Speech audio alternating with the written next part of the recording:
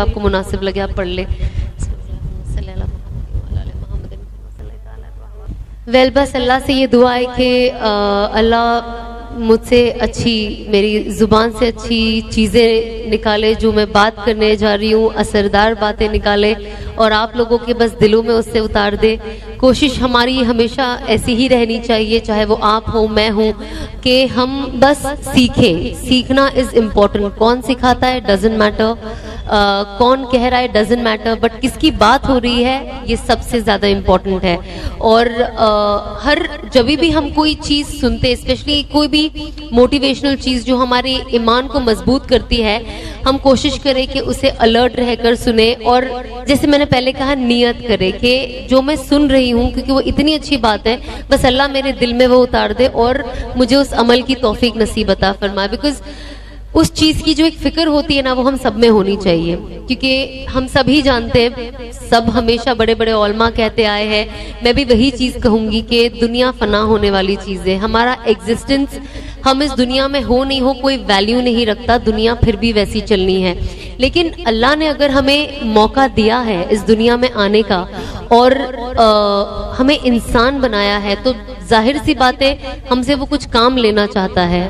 ورنہ اتنے سارے جانور شاید ہم اس مخلوق میں ہوتے، پر اللہ نے ہمیں کوئی جانور نہیں بنایا بلکہ ایک انسان بنایا. تو بے شک وہ ہم سے کچھ کام لینا چاہتا ہے. اور اس سے بھی زیادہ ضروری کہ اللہ نے ہمیں ایمان میں رکھا ہے. اب ہم ایمان والے گھر میں پیدا ہوا ہے، پیدائشی ایمان ہمارے ساتھ ہے. ہمیں اسے الگ طریقے سے ڈھونڈنا یا جا کے اسلام کیا ہوتا ہے، جو لوگ بالکل نہیں جانتے اسلام کے بارے میں، ہمیں اتنا اسکریچ سے کام نہیں کرنا پڑتا ہے. کیونکہ الحمدللہ ہم بچپن سے مدرسہ جاتے ہیں، ہم قرآن کی تلاوت کرتے ہیں اور ممی ڈیڈی سے سیکھتے ہیں، گھر کا جو ماحول ہوتا ہے ہم اس سے سیکھتے ہیں. تو کچھ تو کچا پکا ہمیں پتا ہوتا ہے. لیکن جیسے جیسے ہماری عمر بڑھتی ہے وہ چیزیں سمجھ میں بہتر آتی ہے. بچپن میں چھوٹے ہوتے تو ممی ڈیڈی کہتے ہیں اس لیے ہم کرتے ہیں، لیکن جیسے جیسے ہم بڑے ہوتے ہیں وہ ہمارے اندر آ جاتی ہے، پھر ایک عادت بن جاتی ہے اور کچھ وقت کے بعد وہ کرنا محبت بن جاتی ہے. اب ایسا لگتا ہے یہ نہیں کرے تو اب کوئی ڈنڈا لے کے تو نہیں کھڑا ہے. اگر آج آپ کہیں جاتے ہو، آپ نماز نہیں پڑھتے تو کوئی آپ کو ڈنڈے سے پکڑ کے مارنے نہیں والا ہے. لیکن ایک آپ کے اندر اتنی اللہ کی محبت آ جاتی ہے کہ آپ سوچتے نہیں، بھلے کوئی نہیں دیکھ رہا ہے پر میرا اللہ دیکھ رہا ہے اور اللہ کا حکم ہے نماز کا تو مجھے وہ فالو کرنا ہے. تو بہت ساری چیزیں جب آپ ایک وقت کے بعد آپ ہر چیز بائی چوائس کرتے ہو. آج مطلب ایک ٹائم پہ میں اتنی چھوٹی تھی، پھر تھوڑی بڑی ہوئی، اب ایسی ہوئی، کل کو میری عمر اور زیادہ بڑی ہوگی. تو ہم انسان کا جو یہ ایک نیچرل پروسیس ہے، بچے سے بوڑھے تک کا، ہمارے ہر چیز ہم اپنے چوائس سے کرتے ہیں.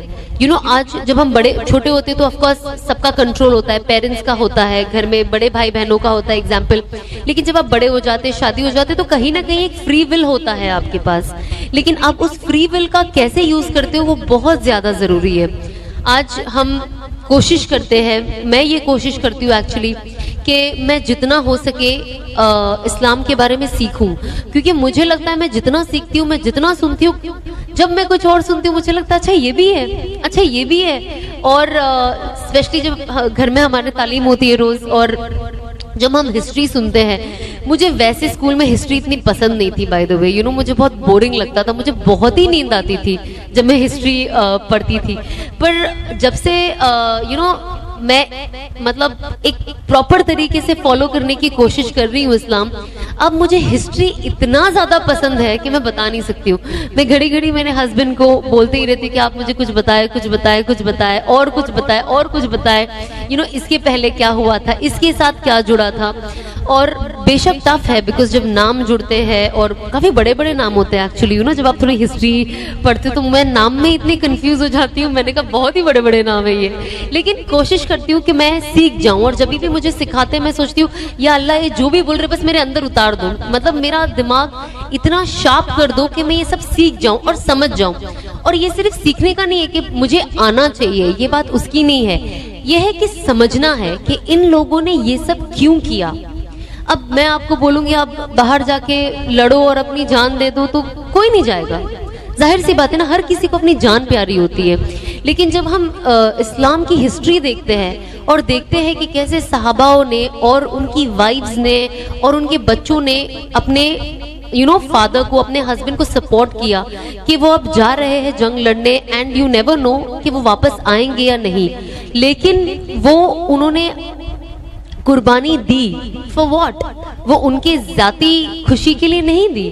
آف کورس ذاتی پراؤڈ ہوتا ہے انسان کیا اللہ کے لیے کر رہے, بٹ ایک وہ بھی رہتا ہے نا کہ یار میری جس شادی ہوئی ہے, میرا چھوٹا بیبی ہے. آج کل ہمارے یہ سب ریزنز ہیں نا کچھ چیزیں نہیں کرنے کی, یا جب کام ہم کرتے ہیں اور ہمیں انفارچونیٹلی آج کی تاریخ میں حلال اور حرام کا ڈفرنس ہی نہیں پتا, ہم جسٹ بیکاز ہم تھوڑا سا حرام کی طرف جانا چاہتے ہیں تو ہم اس کے اندر اپنی مجبوریاں لے کے آ جاتے ہیں کہ ارے یہ ابھی سبھی تو لے رہے ہیں, اگر ہم نہیں لیں گے تو میرا بھی گھر کا کیسے ہوگا, ابھی اسکول میں اتنی فیس دینی ہوتی ہے وہ کیسے ہوگا.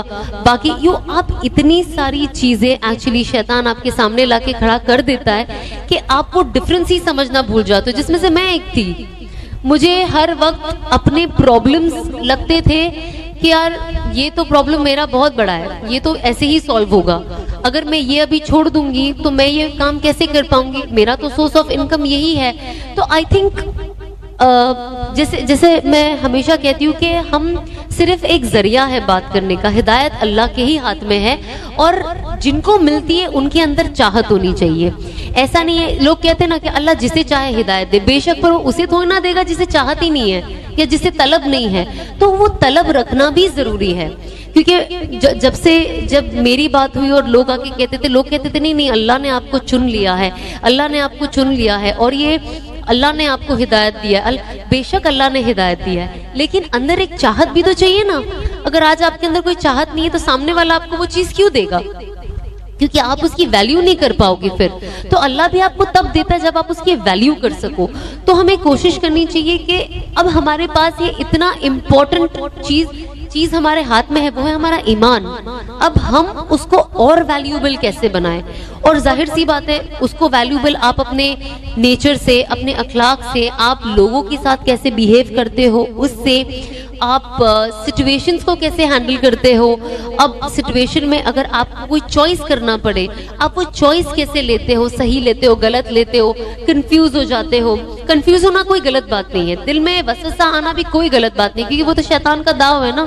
بٹ ایونچولی آپ کیا کرتے ہو وہ آپ کے اوپر ڈیپینڈ کرتا ہے. تو میں ہمیشہ یہی کہتی ہوں کہ یہ چیزیں ہونا بہت نارمل ہے, یہ ہوگا, لیکن آپ اپنا کانفیڈنس لوز مت کرو. بیکاز آج کی تاریخ میں ہم سب آج عورتیں کام کر رہی ہے, اپنے گھر سے باہر نکلتی ہے, ایک فریڈم ہے, آپ کو وہ فیملی سے بھی ملتی ہے, وہ سپورٹ بھی ملتا ہے, لیکن ہم کوشش کریں کہ اس سپورٹ کا فائدہ نہ اٹھائے. اور ساتھ ہی ساتھ اگر ہمیں یہ فریڈم ملی ہے اور ہم کو اللہ نے وہ ذہن دیا ہے تو ہم دنیا اور آخرت دونوں کو لے کے چلے. کیونکہ اگر آپ نے دنیا میں سب کچھ کما لیا لیکن آخرت نہیں کمائی تو سب کچھ زیرو کا زیرو ہے, پھر تو آپ ایک ناکامیاب انسان ہوئے. لیکن اگر آپ نے آخرت کما لی اور اگر دنیا تھوڑی بہت پیچھے بھی رہ گئی تو کوئی فرق نہیں پڑتا. اب جب میں یہ کہتی ہوں تو بہت لوگ یہ بھی کہتے, کہنے والے تو 10 چیز کہتے ہیں, میں اس لیے آپ کو کہتی ہوں کہ I'm sure آپ کو بھی جب لوگ بدلتے ہیں نا تو بہت الگ الگ طریقے کے ٹونس آپ کو ملتے ہیں. تو میں یہ سب آپ سے اس لیے شیئر کروں گی کیونکہ مجھے نہیں پتا ان میں سے کون یہ سچویشن سے گزر رہا ہے. جب ہم چینج ہونے جا رہے تھے اور ہم جب چینجز لائے اپنی زندگی میں, اور آف کورس جب میں اپنی ایکسپیرینسز کی باتیں کرنے لگی, کافی لوگ یہ بھی کہتے ہیں اچھا انہوں نے تو سب کرا لیا ہے نا, سب انجوائے کر لیا ہے, سب کر لیا ہے, اب یہ ہمیں سکھائیں گے کہ یہ مت کرو. مطلب ہم سیکریفائز کریں, انہوں نے انجوائے کر لیا ہے. تو اگر آپ کو یہ لگتا ہے کہ انجوائمنٹ ہے اور اس میں اتنی خوشی ہے تو میں اتنی خوشی اور انجوائمنٹ چھوڑ کے آؤں گی کیوں؟ یہ بھی تو سوچنے والی بات ہے نا کہ اگر لوگ یہ کہتے ہیں کہ آپ نے تو اپنی زندگی انجوائے کر لی تو بھیا ہماری زندگی تو ابھی باقی ہے. ایک اسبابی طور سے اگر آپ دیکھو تو انسان ایک 70-80 سال تک تو 90 سال تک بھی آج کل جی لیتے ہیں نا, تو زندگی تو باقی ہے. باقی تو موت اور حیات اللہ کے ہاتھ میں. آپ کوئی پیدا ہوتے ہوئے بھی کچھ سال میں کچھ منٹوں میں چلے جاؤ گے, یا آپ 100 سال 110 سال کے بھی لوگ, میرے نانا 104 سال کے تھے جب ان کا انتقال ہوا, تو آپ اتنی لمبی عمر بھی جی سکتے ہو. لیکن ایک انسان سوچتا ہے نا کہ اگر یہ زندگی اتنی خوشگوار ہوتی اور اس کے اندر سب کچھ ہوتا تو میں ہی نہیں, میرے جیسے اور بہت لوگ ہیں وہ یہ سب چھوڑ کے کیوں بھاگتے؟ کس کو یہ سب چیزیں سیکریفائس کرنی ہے؟ اچھی دولت، شہرت، فری اسپانسرڈ لائف، فری کپڑے، فری ٹریول، فری ہوٹل، یہ سب چھوڑ کے کس کو اپنے جیب سے خرچہ کرنا ہے؟ کوئی بے وقوفی ہوگا نا.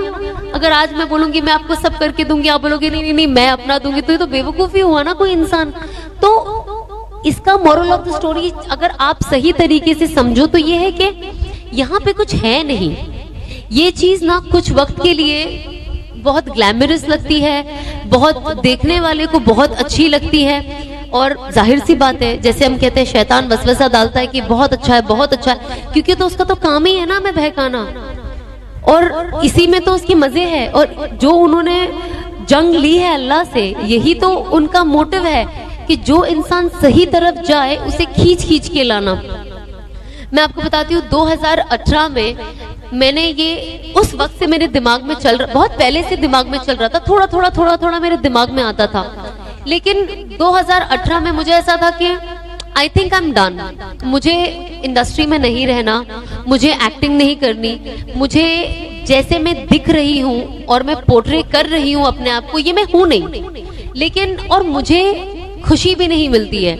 بٹ جب آپ اکیلے رہتے ہو، خود سے رہتے ہو، آپ وہ سوچتے ہو، پر جب آپ پھر ویسے ہی لوگوں کے ساتھ گھل مل جاتے ہو تو آپ کا دماغ پھر شیطانی ہو جاتا ہے. اچھا چلو فوٹو شوٹ کرتے، اچھا یہ کرتے، اچھا وہ کرتے، یہ گانے پہ ڈانس کرتے، وہ گانے پہ ڈانس کرتے.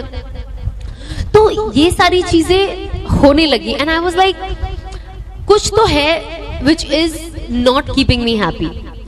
اینڈ آئی واز لائک مجھے تو یہ چینج کرنا ہے. اینڈ یو وونٹ بلیو 2018 میں میری انس سے ملاقات ہوئی تھی مکہ میں، and it was only for 5 minutes. میرا پورا سفر کمپلیٹ ہو چکا تھا، میرا عمرہ ہو چکا تھا ماشاءاللہ سے، and I was coming back home. بہت 5-10 منٹ کی ملاقات ہوئی اینڈ پھر میں آ گئی. اب میرے دل میں پہلے سے بات چل رہی تھی، بٹ کیا ہوتا ہے نا کبھی کبھی جو آپ کا ظاہر ہوتا ہے نا، لوگ آپ کے ظاہر سے آپ کو اتنا جج کرتے ہیں کہ کبھی کبھی انسان اندر کی بات بول بھی نہیں پاتا. کیونکہ میں ایک ایکٹریس تھی اور میں گلیمر فیلڈ میں تھی، تو یہ کہنا کہ مجھے پتا ہے یہ حرام ہے اور مجھے یہ چھوڑنا ہے، پر میں چھوڑ نہیں پا رہی، مجھے موٹیویشن نہیں مل رہا ہے، اور مجھے چھوڑنا بھی ہے، پر میں کیا کروں؟ پھر اس کے بعد میں کیا کروں؟ اب کام پہ تو میں جا نہیں سکتی ہوں، ظاہر سی بات ہے، تو میں کیا کروں؟ تو میرے اندر اتنے سوالات تھے، اور مجھے لگتا تھا میں اگر کسی کو بتاؤں گی نا وہ کوئی سمجھ نہیں پائے گا، شاید وہ میرا مذاق اڑائے، اور کوئی نہیں چاہتا کہ اس کا مذاق اڑے. تو میں یہ باتیں کبھی کسی سے شیئر نہیں کرتی تھی. اینڈ آئی تھنک میں اب ریئلائز کرتی ہوں، میں سوچتی ہوں کہ کاش جب انس مجھے 2018 میں ملے میں ان سے ہی دل کھول کے بات کر لیتی، تو شاید جو مجھے 2 سال لیٹ ہو گیا میں اور 2 سال پہلے چینج ہو گئی ہوتی. But it's never late. تو بٹ آئی تھنک 2018 مطلب سوچو نا اتنا زیادہ وقت بھی نہیں گزرا، not even a year. And 2019 میں آئی ایم شیور بہت سارے لوگ انسٹاگرام پہ ہیں، میں بہت زیادہ ایکٹیو تھی. پتا نہیں میں کیا کر رہی تھی 2019 میں. نے لک بیک کہنا ہے arrays this year, but it's not possible.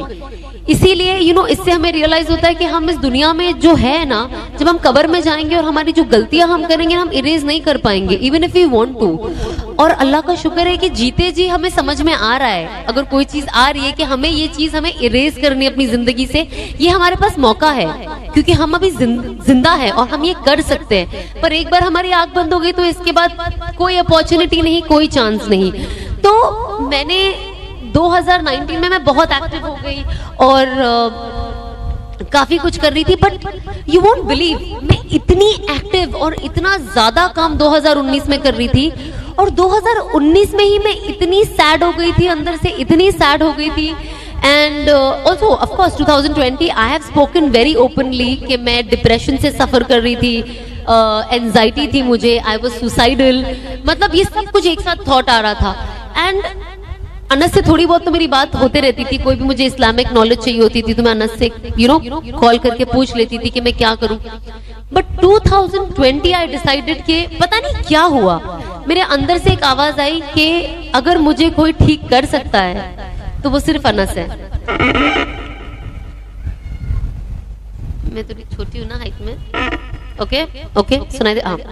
तो मुझे ऐसा लगा कि अगर कोई मुझे ठीक कर सकता है ना तो वो सिर्फ अनस है. आई don't know why, out of so many people I know, इतने मेरे जान पहचान वाले हैं और जिगरी दोस्त यार है, पर पता नहीं क्यों मेरे दिल ने सिर्फ और सिर्फ अनस का नाम लिया. जबकि यू नो हमारा तभी ऐसा कुछ था भी नहीं कि हमें शादी करनी है या निकाह का कुछ था, बट आई थिंक ये मुकद्दर था कि हमें एक साथ जुड़ना था और अल्लाह को हमें जुड़ाना था और जिंदगी बदलनी थी. तब मैं उनको बस, I still remember, I think it was 1 और 2 फेब, मैंने उनको फोन किया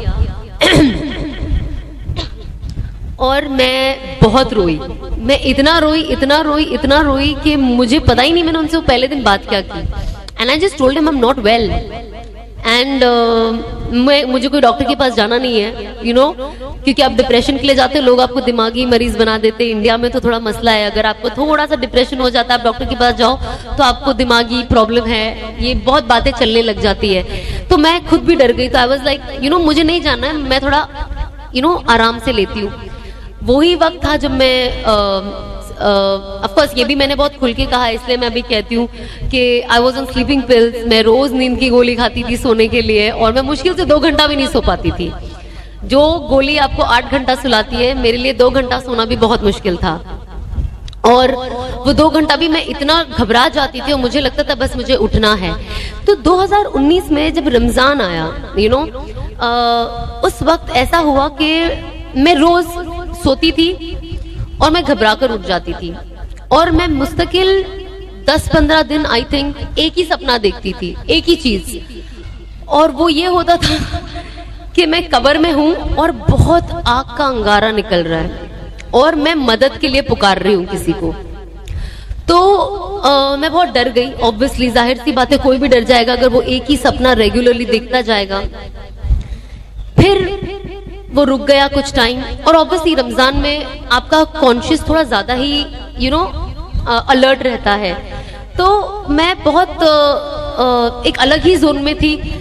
उसके बाद जब जैसे रमजान खत्म हुआ फिर कुछ वक्त आया, मैं फिर यही चीज देख रही हूँ कि मैं कब्र में हूँ और आग जल रही है और मैं रो रही हूँ और मैं मदद के लिए पुकार रही हूँ और मुझे सामने कोई दिखाई नहीं दे रहा है.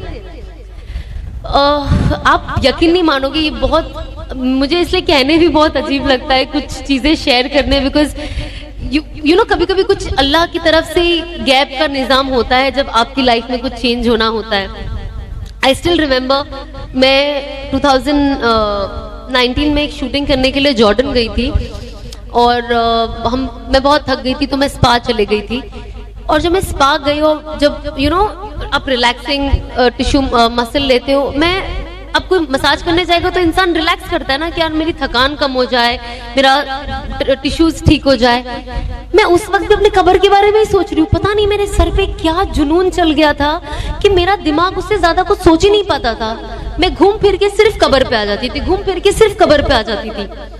और जब मैं उस बेड पे लेटी थी और वो लड़की मेरे बॉडी पे फेस यू नो एक रैप लगा रही थी जिससे बॉडी के डिजीज भी अच्छे होते हैं, जब उसने मुझे जैसे प्लास्टिक में रैप किया ना, मुझे ऐसा लगा कि मैं मर गई, यू नो.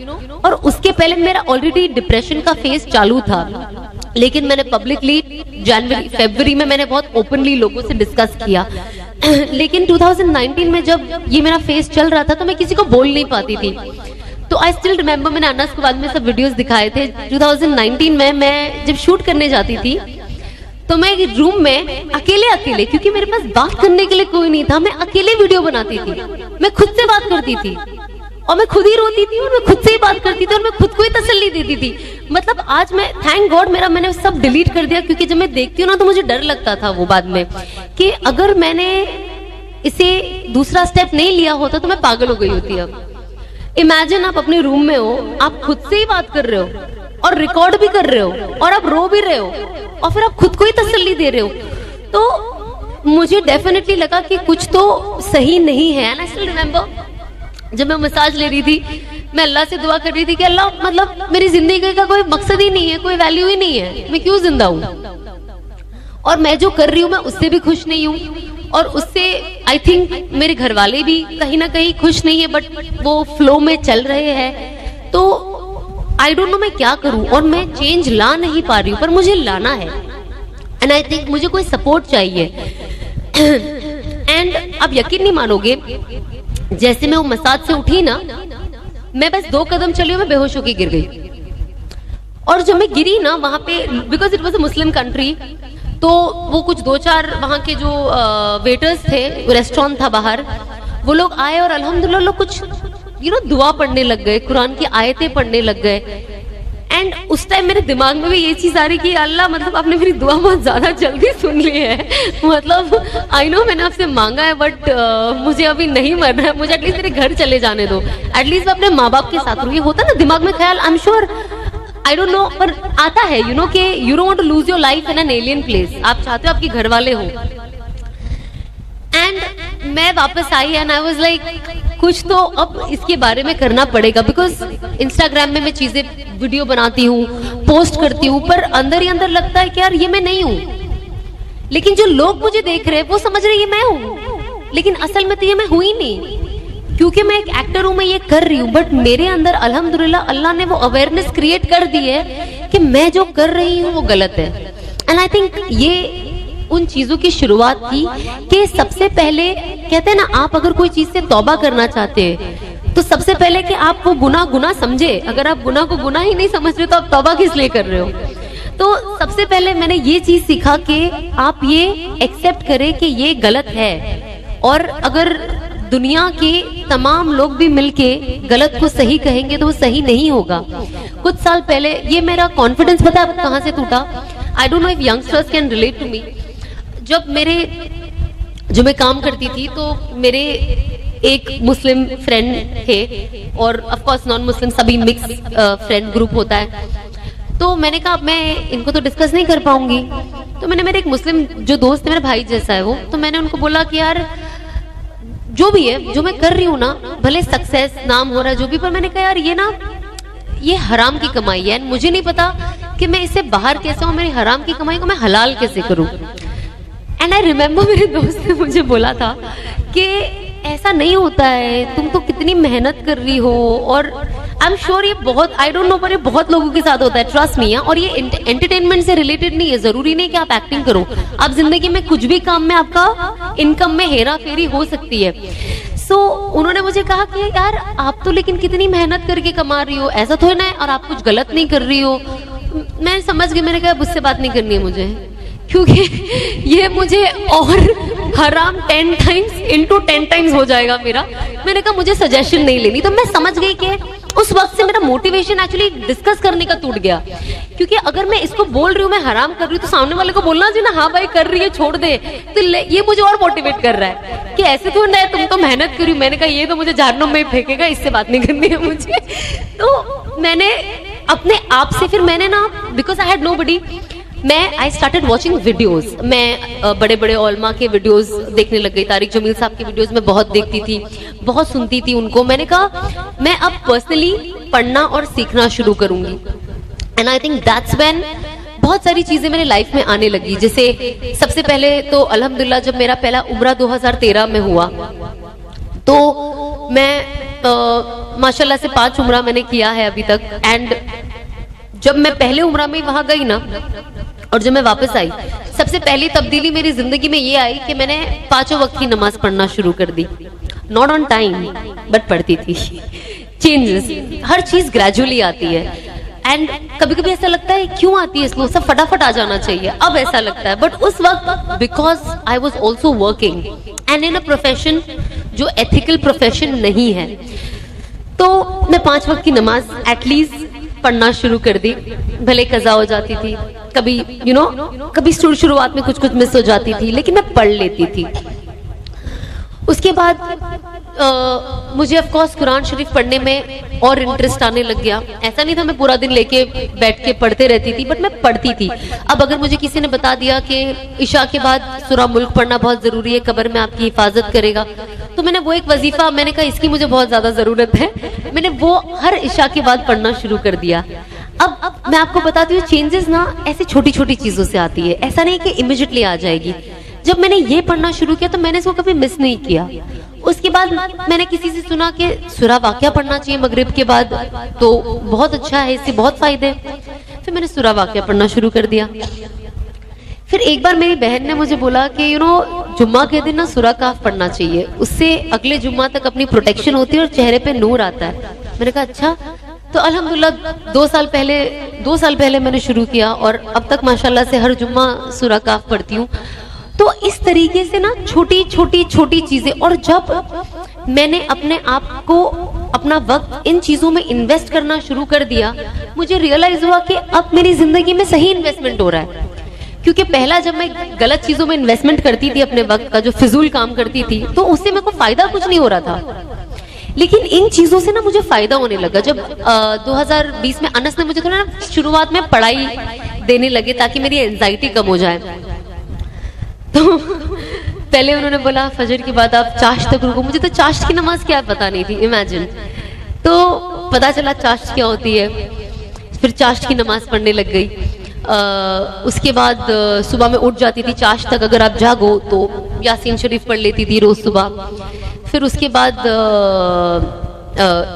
اشراق پڑھتی تھی میں فجر میں. اس کے بعد چاشت پڑھتی تھی میں اٹھ کر. بولے روزی کے لیے، روزی تو سب کچھ یہ ہوتی ہے نا. آج آپ روزی کا وظیفہ ڈالو، دیکھو آپ کتنے لوگ پڑھتے ہیں. اگر آپ کاؤنٹ کر سکتے ہوگے تو اگر 200 کا مجمع ہوگا اور اگر کاؤنٹر میں کاؤنٹ کر سکوں تو ہر کوئی پڑھ لے گا، بیکاز روزی کس کو نہیں چاہیے. تو یہ ایک چیز ہے کہ یہ سب کی ضروریاتی چیزیں، نیسیسری بھی ہے، لگژری بھی ہے. لیکن اگین طریقہ، ہم اس روزی کو کمانے کا ہمیں کون سا ذریعہ چاہیے، یہ بہت ضروری ہے. لوگ جیسے دیکھتے روزی کا دعا، روزی کا وظیفہ، فٹافٹ پڑھنا شروع. لیکن جب وہ روزی آپ کے پاس آتی ہے پھر آپ یہ نہیں دیکھتے کہ کون سے ذریعے سے آ رہی ہے. And I think that is where ہماری برکتیں، ہم کہتے ہیں نا برکت نہیں ہے، یہاں ہی برکتیں ختم ہوتی ہے. تو جب انس نے اتنی سارے شروع میں وظیفے دیے تھے، مجھے اتنا غصہ آتا تھا انس کے اوپر ہی کہ جب یہ فون کرتے تھے مجھے لگتا تھا فون رکھو، میرے پاس پڑھنے کے لیے اتنی ساری چیزیں، پھر بیچ میں مجھے کام بھی کرنا ہے. تو انہوں نے کہا ظہر کے بعد سورہ فتح پڑھو. میں نے کہا اچھا ٹھیک ہے. اس کے بعد آپ دعا مانگتے ہو نا، پہلے کیسی تھی دعا؟ یا اللہ مجھے یہ دے دے، اللہ میاں مجھے وہ دے دے، یہ ٹھیک کر دے، وہ ٹھیک کر دے، ان سب کو جنت پہنچا دے، مجھے بھی جنت پہنچا دے. عمل کچھ نہیں کرنا ہے پر جنت ہم کو جانا ہے. گھر میں روزی ایک دم پرفیکٹ ہونی چاہیے، کام بھی ایک دم پرفیکٹ ملنا چاہیے، اور سب کچھ ایک دم پرفیکٹ ہونا چاہیے. ہسبینڈ بھی ایک دم بینگ آن ہونا چاہیے. ہم کو کچھ نہیں کرنا ہے، ہم کو قربانی نہیں دینی ہے، پر ہم کو ہسبینڈ پرفیکٹ چاہیے، ساس سسر پرفیکٹ چاہیے، ماں باپ پرفیکٹ چاہیے، بھائی بہن، رشتہ دار، دوست، روزی، باڈی، ہر چیز.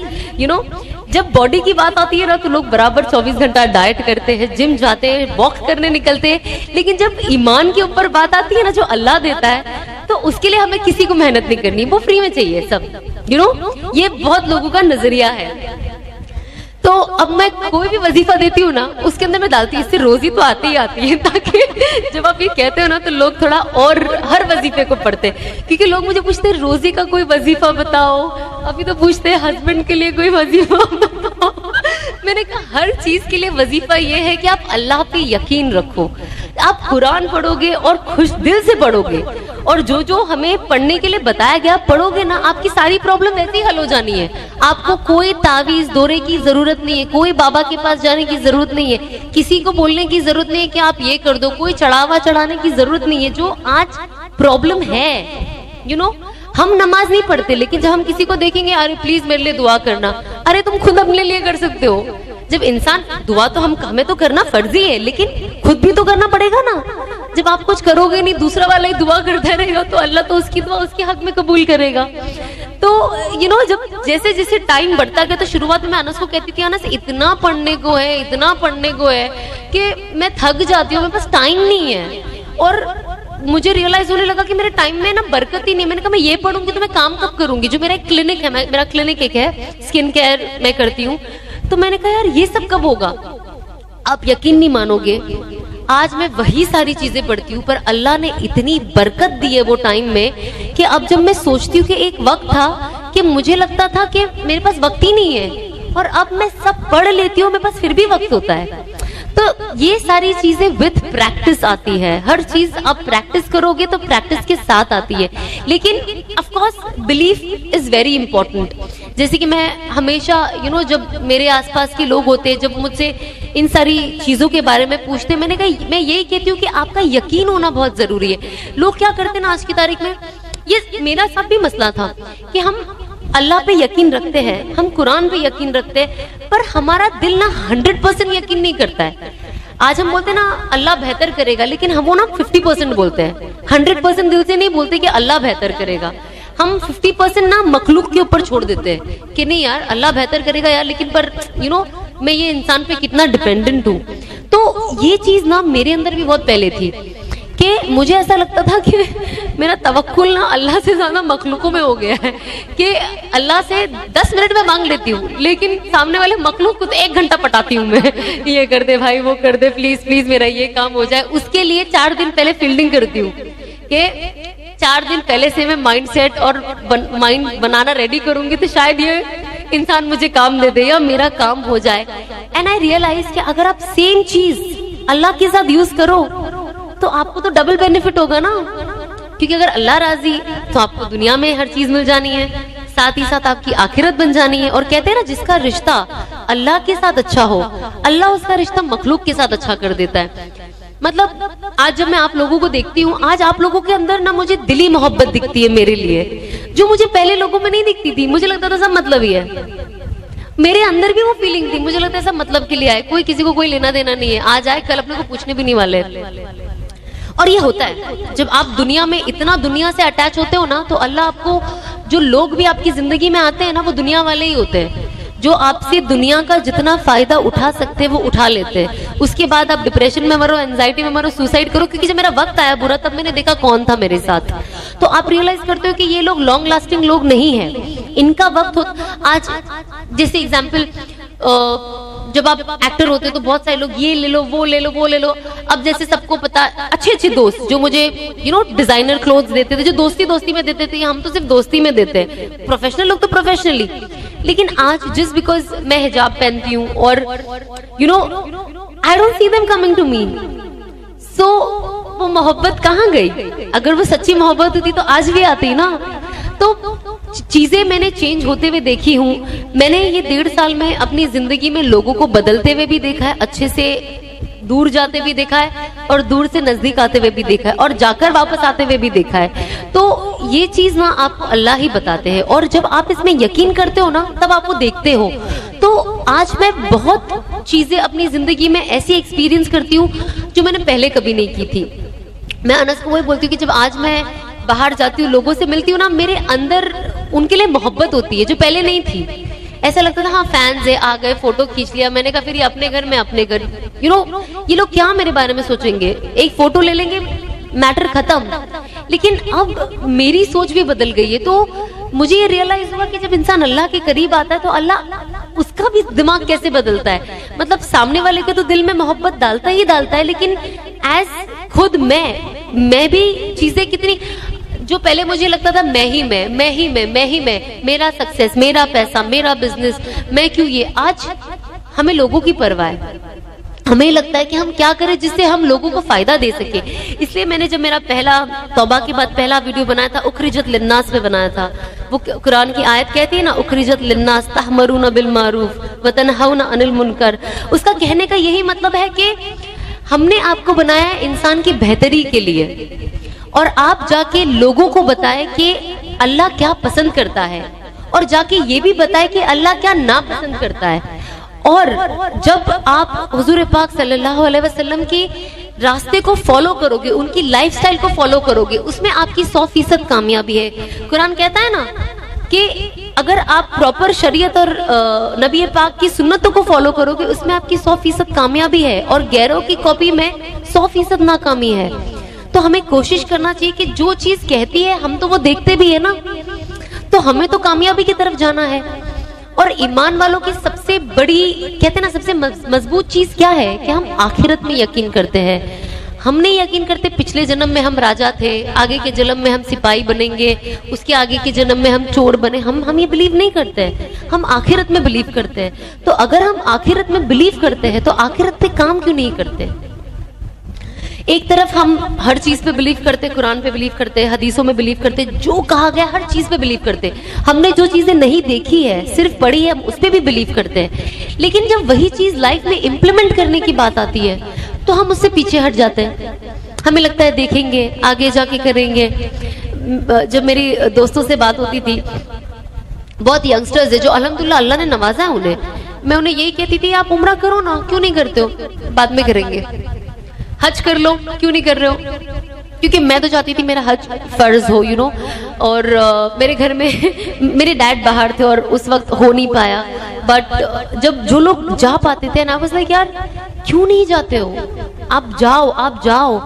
اینڈ یہ سوچ ہے ینگسٹرز کی، انفارچونیٹلی آج انہیں لگتا ہے کیونکہ ہم حج جا کر آئیں گے تو ہم یہ گناہ نہیں کر پائیں گے، تو پہلے ہم کر لیتے ہیں اور اس کے بعد ہم حج جائیں گے، کیونکہ حج کے بعد ہم یہ نہیں کر پائیں گے. You understand? میں نے تو ایسے لوگوں کو ون آن ون انٹریکٹ کیا ہے نا. اب جیسے انفارچونیٹلی اللہ ان کی مغفرت کرے ان چیزوں کو لے کے، جیسے کچھ لوگ ہیں جن کو ڈرنکنگ ہیبٹ ہے، مسلمس کی بات کر رہی ہوں آف کورس میں، پارٹیز کی عادت ہے اور پردہ نہیں کرتے، حجاب نہیں لیتے، for a matter of fact basic scarf بھی نہیں لیتے، اس کے بعد ایک ایک چیز آتی ہے. تو ان کو لگتا ہے کہ اگر ہم حج ابھی کر لیں گے تو ہم یہ کیسے کریں گے، کیونکہ ابھی ہم یہ نہیں کر سکتے، ہم مینٹلی پریپیئرڈ نہیں ہیں، تو ہم حج بعد میں کریں گے. But you never know, guarantee کون دیتا ہے کہ آپ وہاں تک بچو گے کہ نہیں.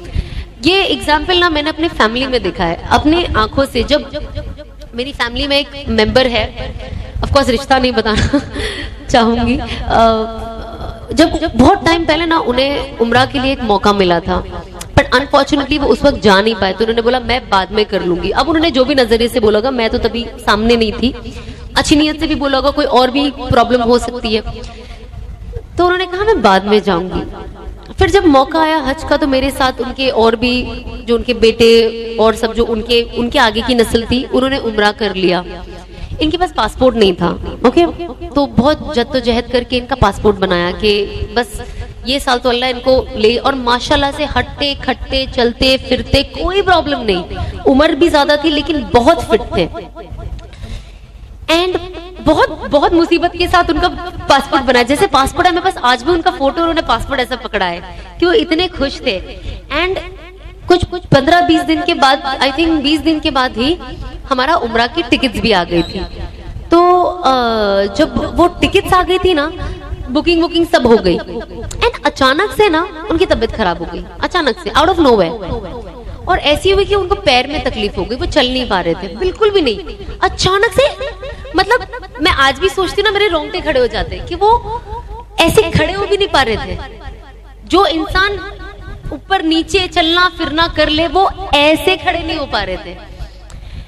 پھر انہیں نزدیکی ایک ہاسپٹل میں ایڈمٹ کیا گیا 10-15 دن. ان کا وائٹ بلڈ سیلز جو پلیٹلیٹس ہوتا ہے وہ کم ہو گیا، انہیں چڑھایا گیا، سب ہوا.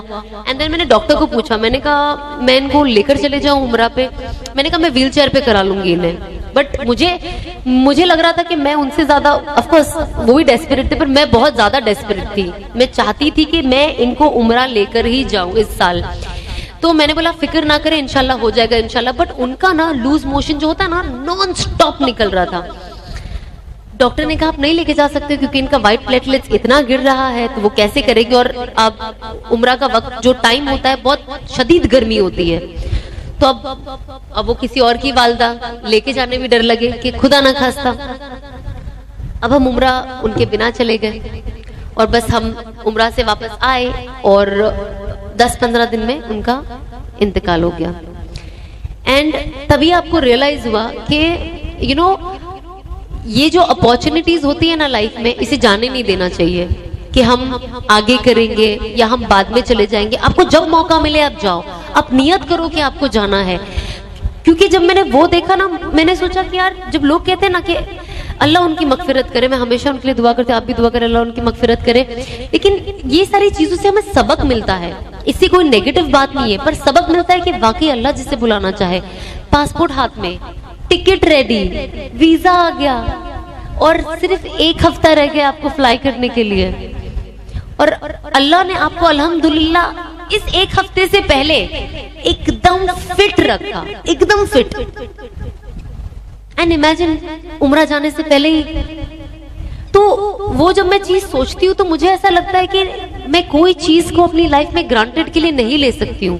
آپ کوئی بھی چیز گرانٹیڈ پہ نہ لے کہ ہم آج, جیسے میری سسٹرز تھے, جب ہر سال میرے فیملی میں سے کوئی نہ کوئی ہمیں جوائن کرتا تھا عمرہ میں, میرے ساتھ آتے تھے, تو وہ ہمیشہ ایک چیز بولتے تھے, اچھی کے لیے بولتے تھے. ان کا ایک عمرہ ہوتا تھا تو وہ کہتے تھے ارے تم تو, کیونکہ ہر سال میں نئے فیملی ممبر کے ساتھ جاتی تھی, تو وہ کہتے تھے ارے آپ تو ماشاءاللہ سے ہر سال چلے ہی جاتے ہو, ابھی ہم لوگ پتہ نہیں نیکسٹ کب آئیں گے, آپ تو ہر سال چلے ہی جاتے ہو. اینڈ آئی واز تھنکنگ کہ اللہ نے کیسا نظام بنایا, میرا 2018 سے عمرہ جانا ہی بند ہو گیا. 18 میں نے کام شروع کیا, 19 میں نہیں جا پائی, 20 سے لاک ڈاؤن, 21 بھی, اب رو رہے اور تڑپ رہے کہ اللہ بلا لے.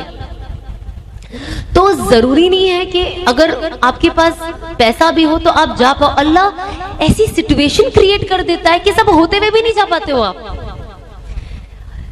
کتنے لوگ ہیں جو حج نہیں جا پاتے because Hajj is expensive, payment پیسہ نہیں ہے, پر کتنے لوگ ہیں جن کے پاس بے شمار پیسہ ہے پر جاتے ہی نہیں ہیں. میں کسی کو جانتی تھی جو میں کہتی تھی انہیں کہ آپ اپنی امی کو بھیج دیجئے, تو کہتے تھے نہیں, امی نے کہا کہ میرے بدلے آپ کسی اور کو بھیج دیجیے جس کے پاس پیسے نہیں ہیں. میں نے کہا بے شک آپ 10 کو بھیج دیجیے, آپ پہ تو فرض ہے نا, لیکن جانا. آپ سوچو, جب میں یہ کبھی کبھی جب لوگوں کو ایسی باتیں کرتے ہوئے سنتی ہوں نا, مجھے ڈر لگتا ہے کہ کبھی کبھی ایسی باتوں میں شامل ہو کر سن لینے سے بھی مجھے گناہ نہ ہو جائے کہ یار میں نے یہ باتیں سن کے اپریشیٹ, کیونکہ کبھی کبھی ماحول ایسا ہوتا ہے اور آپ کچھ ایسے لوگوں کے ساتھ ہوتے ہو کہ آپ بول نہیں پاتے ہو کہ برا نہ لگ جائے, کیسے بولوں, عمر میں بڑے ہیں, عہدے میں بڑے ہیں, جو بھی چیز ہے. پر کبھی کبھی یہ ساری چیزیں دیکھ کے لگتا ہے کہ اللہ ایسی چیزیں ہمارے زبان سے کبھی مت نکالنا, کیونکہ یہ کتنی ڈراونی چیز ہے کہ ایسا ہو سکتا ہے. جب میں 2013 میں عمرہ پہ گئی نا, میں ہمیشہ یہی دعا کرتی تھی, آپ یقین مانو نہ مانو, میں اللہ سے ایک ہی چیز کی دعا کرتی تھی کہ اللہ مجھے حرام سے نکال دے اور حلال میں ڈال دے, مجھے حلال کی روزی دے دے. مجھے نہیں پتا کیسے دو گے, مجھے نہیں پتا میں کیا کروں گی, کیونکہ مجھے کچھ آتا بھی نہیں ہے کرنے, کیونکہ میں ایکٹنگ میں ہی رہی ہوں, اور لکیلی میں سکن کیئر میں بہت اچھی تھی. تو اللہ نے کیسے گیپ سے نظام بنایا کہ میرا کلینک ہی کھول دیا. اب اس سال تو بہت جدوجہد سے وہ کلینک کھلا تھا, تو اور رمضان کے ٹائم پہ کھلا تھا, تو انفارچونیٹلی وہی میرا پہلا سال تھا جب میں جانا میرا 2018 سے اس سال سے نہیں جا پا رہی تھی. تو میں اللہ سے یہی دعا کرتی تھی کہ اللہ حلال کا ذریعہ بنا دے, حلال کا ذریعہ بنا دے, حلال کا ذریعہ بنا دے, اور مجھے صحیح رستے پہ لے کے آ جا. آج جب میں کچھ چینجز اپنے اندر دیکھتی ہوں نا, تو اور جب مجھے فلیش بیک یاد آتا ہے تو ایسا لگتا ہے کہ وہ کہتے ہیں نا کہ اللہ 24 گھنٹہ خیر مانگو, اللہ سے اچھا ہی مانگو, اپنے گمان سے بھی بہتر مانگو, کیونکہ اللہ پورے دن میں کوئی بھی دعا آپ کی سن سکتا ہے. اینڈ آئی ریممبر جب میں سعودی جاتی تھی عمرہ پہ, بہت سارے لوگ حجابیز کو دیکھتے ہیں نا, جو ہم جیسے لبرلز ہوتے تھے وہ ٹائم پہ, تو کہتے تھے یار کیسے رہ لیتے نا اتنی گرمی میں, اتنا حجاب, سر بند. وہ ایک لیول ہے. دوسرا ہم جاتے تھے کھانا کھانے کے لیے, ہم دیکھتے تھے وہ نقاب اٹھا کے کھاتے تھے, سوچتے کیسے کھا لیتے ہوگے نا یہ لوگ, مطلب کیسے, مطلب ایسے اٹھا کے ایسے کوئی کیسے کھا سکتا ہے. اینڈ میرے ساتھ جو اور بھی پہچان والے, تو کچھ ایک ساتھ آپ ایک ہی بار جاتے رہو تو بہت پہچان والے مل ہی جاتے. ایک بار ایسے میرے دماغ میں خیال آتا بھی تھا, بٹ کبھی کبھی جب میں حجابیوں کو دیکھتی تھی نا, میں کہتی تھی اللہ مجھے ایسا بنا دے. تو جب آج میں اپنے آپ کو دیکھتی ہوں کہ آج میں نے حجاب لے لیا, تو مجھے لگتا ہے میری اس دن کی دعا قبول ہوئی ہے جو میں نے مکہ میں اللہ سے دل سے مانگا کہ یا اللہ مجھے بھی ان جیسا بنا دے. تو اللہ نے کہیں نہ کہیں ایٹ لیسٹ آپ جیسا نہیں, لیکن تھوڑا آپ لوگوں سے تھوڑا پہنچ رہی ہوں میں آپ کی طرف, ایٹ لیسٹ آدھا رستہ پہنچا دیا ہے مجھے. تو بس آپ یہی کوشش کریں کہ جب ہم یہ چیزیں دیکھیں, اللہ سے بہتری مانگے, اللہ سے خیر مانگے, اللہ سے اپنے گمان سے زیادہ مانگے. ہم تو انسان ہیں, ہماری سوچ اور چاہت نا بس اتنی سی ہوتی ہے, ہمارے لیے اتنی بڑی ہوتی ہے, پر ایکچولی وہ دنیا میں اتنی سی ہوتی ہے. تو کہتے ہیں نا اللہ کو اللہ کی ذات کے حساب سے مانگے. آپ کچھ بھی مانگ سکتے ہو. میں تو جنت الفردوس کے نیچے مانگتی ہی نہیں ہوں, اس کی نیچے والی 6 والے میں بھی ہم کو نہیں آنا, اس کے نیچے ہم کو ٹاپ والی میں ہی رہنا ہے. اللہ میاں دینا تو یہی دینا, آپ کی زیارت کرنی ہے, مجھے آپ سے سورہ رحمان سننا ہے, مجھے میرے نبی پاک سے سورہ یاسین سننا ہے, مجھے وہی چاہیے, اور مجھے میرے گھر والوں کے لیے بھی وہی چاہیے, مجھے امت کے لیے بھی وہی چاہیے. اب اگر مجھے लोगों के लिए चाहिए, तो मुझे क्या करना होगा? मुझे दावत का काम करना होगा, क्योंकि अगर मैं दावत का काम नहीं करी तो मैं लोगों को कैसे बता पाऊंगी कि यहाँ तक पहुंचने का तरीका क्या है, या जिनको पता है मैं उनको इंस्पायर कैसे कर पाऊंगी। हर किसी को ना पुश की जरूरत होती है। हम रोज नमाज पढ़ लेते हैं पांचों वक्त की, कभी कभी आलस आ ही जाता है ना, एक पुश की जरूरत होती है। कभी मैं अम्मी को देख के चलो ये खड़े हो गए यार, मैं अब तक खड़ी हो जाती हूँ, कभी मेरी बहन को देख के, कभी मेरे हस्बैंड को देखकर। तो हर इंसान को जिंदगी के हर पड़ाव पे ना एक मोटिवेशन चाहिए मरते दम तक। एक अल्लाह का प्यार और वो जुनून होता ही है, बट इंसान है, नफ्स है, कंट्रोल तो करते हैं, कोशिश भी करते हैं। उनके लिए मैं 2 रकात अलग नमाज पढ़ती हूँ, मेरी नफ्स के लिए। तो उसके अलावा भी बहुत जरूरत पड़ती है कि आपको कोई मोटिवेट करे। तो अब मैं ना कोशिश करती हूँ कि मैं जिनसे जुड़ूं, मैं उनसे जुड़ूं जो मुझे अल्लाह की याद दिलाए, जिनको देखकर मुझे अल्लाह की याद आए। तो आज अल्हम्दुलिल्लाह अल्लाह ने वो उन लोगों को मुझसे जोड़ा है, कहीं ना गैप से, सब लोग गैप से आ गए। आज जैसे असफिया आपा को मैं जानती हूँ, ऑल ऑफ सडन मैं निकाह में हम मिले, एंड क्योंकि अनस की इनके हस्बैंड रजाक भाई से बहुत अच्छी पहचान है, मेरा कब इनसे ताल्लुक जुड़ गया मुझे पता ही नहीं चला, जबकि हम लोग very different people. But obviously change होने के बाद मैं एकदम ही ऐसी, मतलब मैं बहुत जल्दी घुल मिल गई हर चीज, मतलब लाइफस्टाइल में, हर चीज में। तो अल्लाह ने ऐसे लोगों को जोड़ते गए मेरे साथ, और साथ ही साथ मैं कोशिश करती हूँ कि मैं और लोगों को, जो लोग मेरे जैसे बेचारे थोड़े पीछे रह गए, मैं उनको भी अपने पास बुलाती जाऊं। और देखो, दावत देने का काम ना मोहब्बत का है, जो दावत है वो काम ही मोहब्बत है। वो आप चिल्लाकर, किसी पे जोर जबरदस्ती करके, डंडे मार के आप नहीं कर सकते हो। मैं भी घर वालों के साथ कर सकते हो, बट बाहर ये काम नहीं हो सकता। मेरे घर में तो मुझे इंस्पेक्टर ही बुलाते थे। मेरी मम्मी तो पहले ये कहती थी, जब मैं उम्रा करके नया हम आने लगे और मैं नमाज की एकदम पाबंद, एकदम फुल ऑन 5 वक्त ऑन टाइम, मुझे ऐसा लगता था वाओ, अब मैं अगर पढ़ती हूँ तो कोई 5 मिनट भी लेट नहीं होना चाहिए, मैं इतनी स्ट्रिक्ट हो गई थी। तो मेरी मम्मी कहती है, मतलब अगर तूने दीन का काम शुरू किया तो डंडे मार के मुसलमान बनाएंगे लोगों को, मतलब मम्मी लोग का ये लैंग्वेज होता है। एंड जब चीजें लास्ट ईयर मेरे अंदर चेंज होने लग गई ना, तो मैं बहुत, एक होता है ना जब आप जो चीज में ज्यादा घुस जाओ, जुनून हो जाता है, बहुत जुनून हो जाता है। मैं अभी थोड़ा रिलैक्स, मैं जब दावत का काम शुरू किया, ऐसे नहीं कर सकती हूँ मैं, तो घर वालों के साथ मुझे ऐसा लगता है कि क्योंकि आपके पेरेंट्स की एज आपसे बहुत ज्यादा होती है, करेक्ट। ऑफ कोर्स दिल में हमेशा एक रहता है कि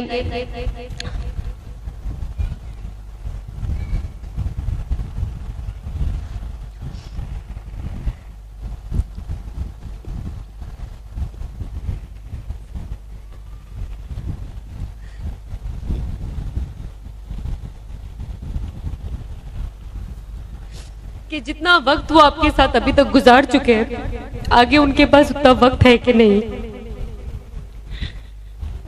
एंड आई थिंक पेरेंट्स से इम्पोर्टेंट आपकी लाइफ में कुछ नहीं होता, एंड इररिप्लेसेबल लॉस है। मैं मेरी मम्मी को देखती हूँ, मुझे डर भी लगता है, मुझे मोहब्बत भी होती है। मुझे लगता है एक दिन होगा जब ये मेरे सामने नहीं होंगे, और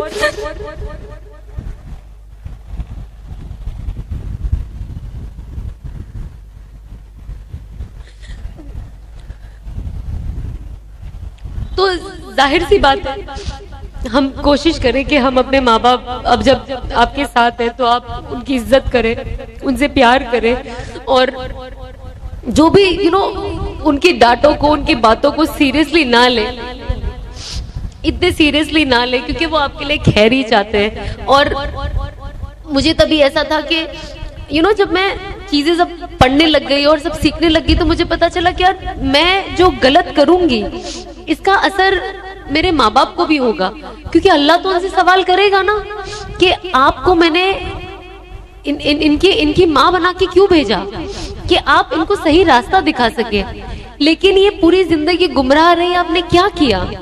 और मैं नहीं चाहती थी कि मेरी मम्मी के ऊपर ये सवाल उठे आखिरत के दिन।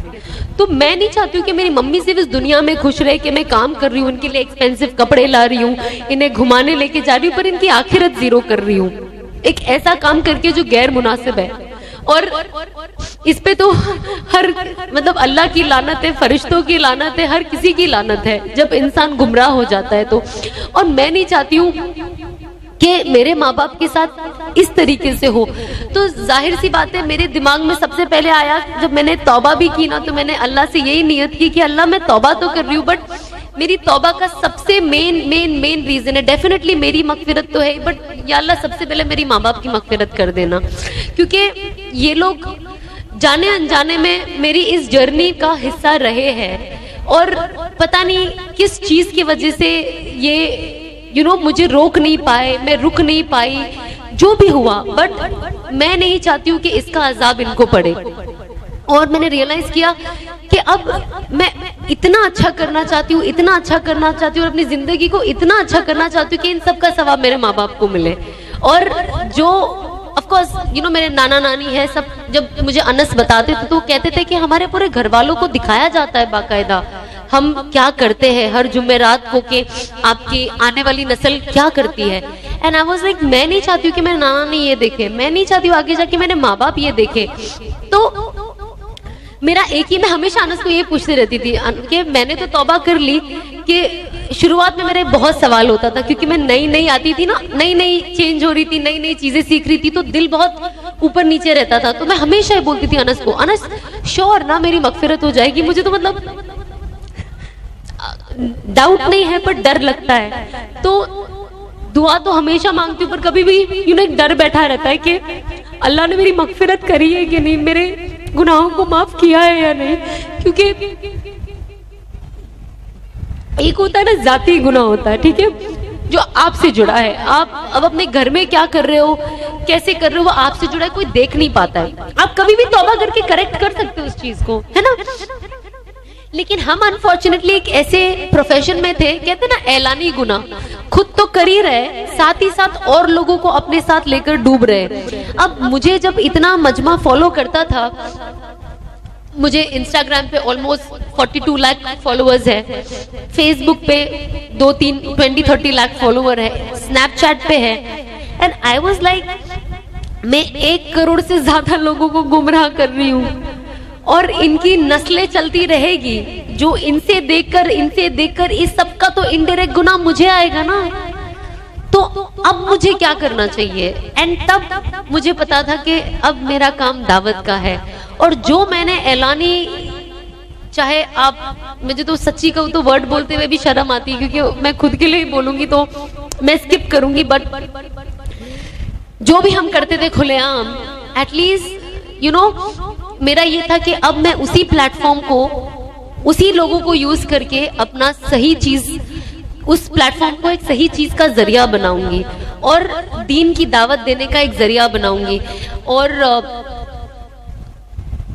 کہتے ہیں نا کہ کوئی چیز اگر آپ کو, کوئی گناہ کی چیز اگر آپ کو کریکٹ کرنی ہو, تو آپ کو پہلے وہی چیز سے کریکٹ کرنا شروع کرنا پڑتا ہے.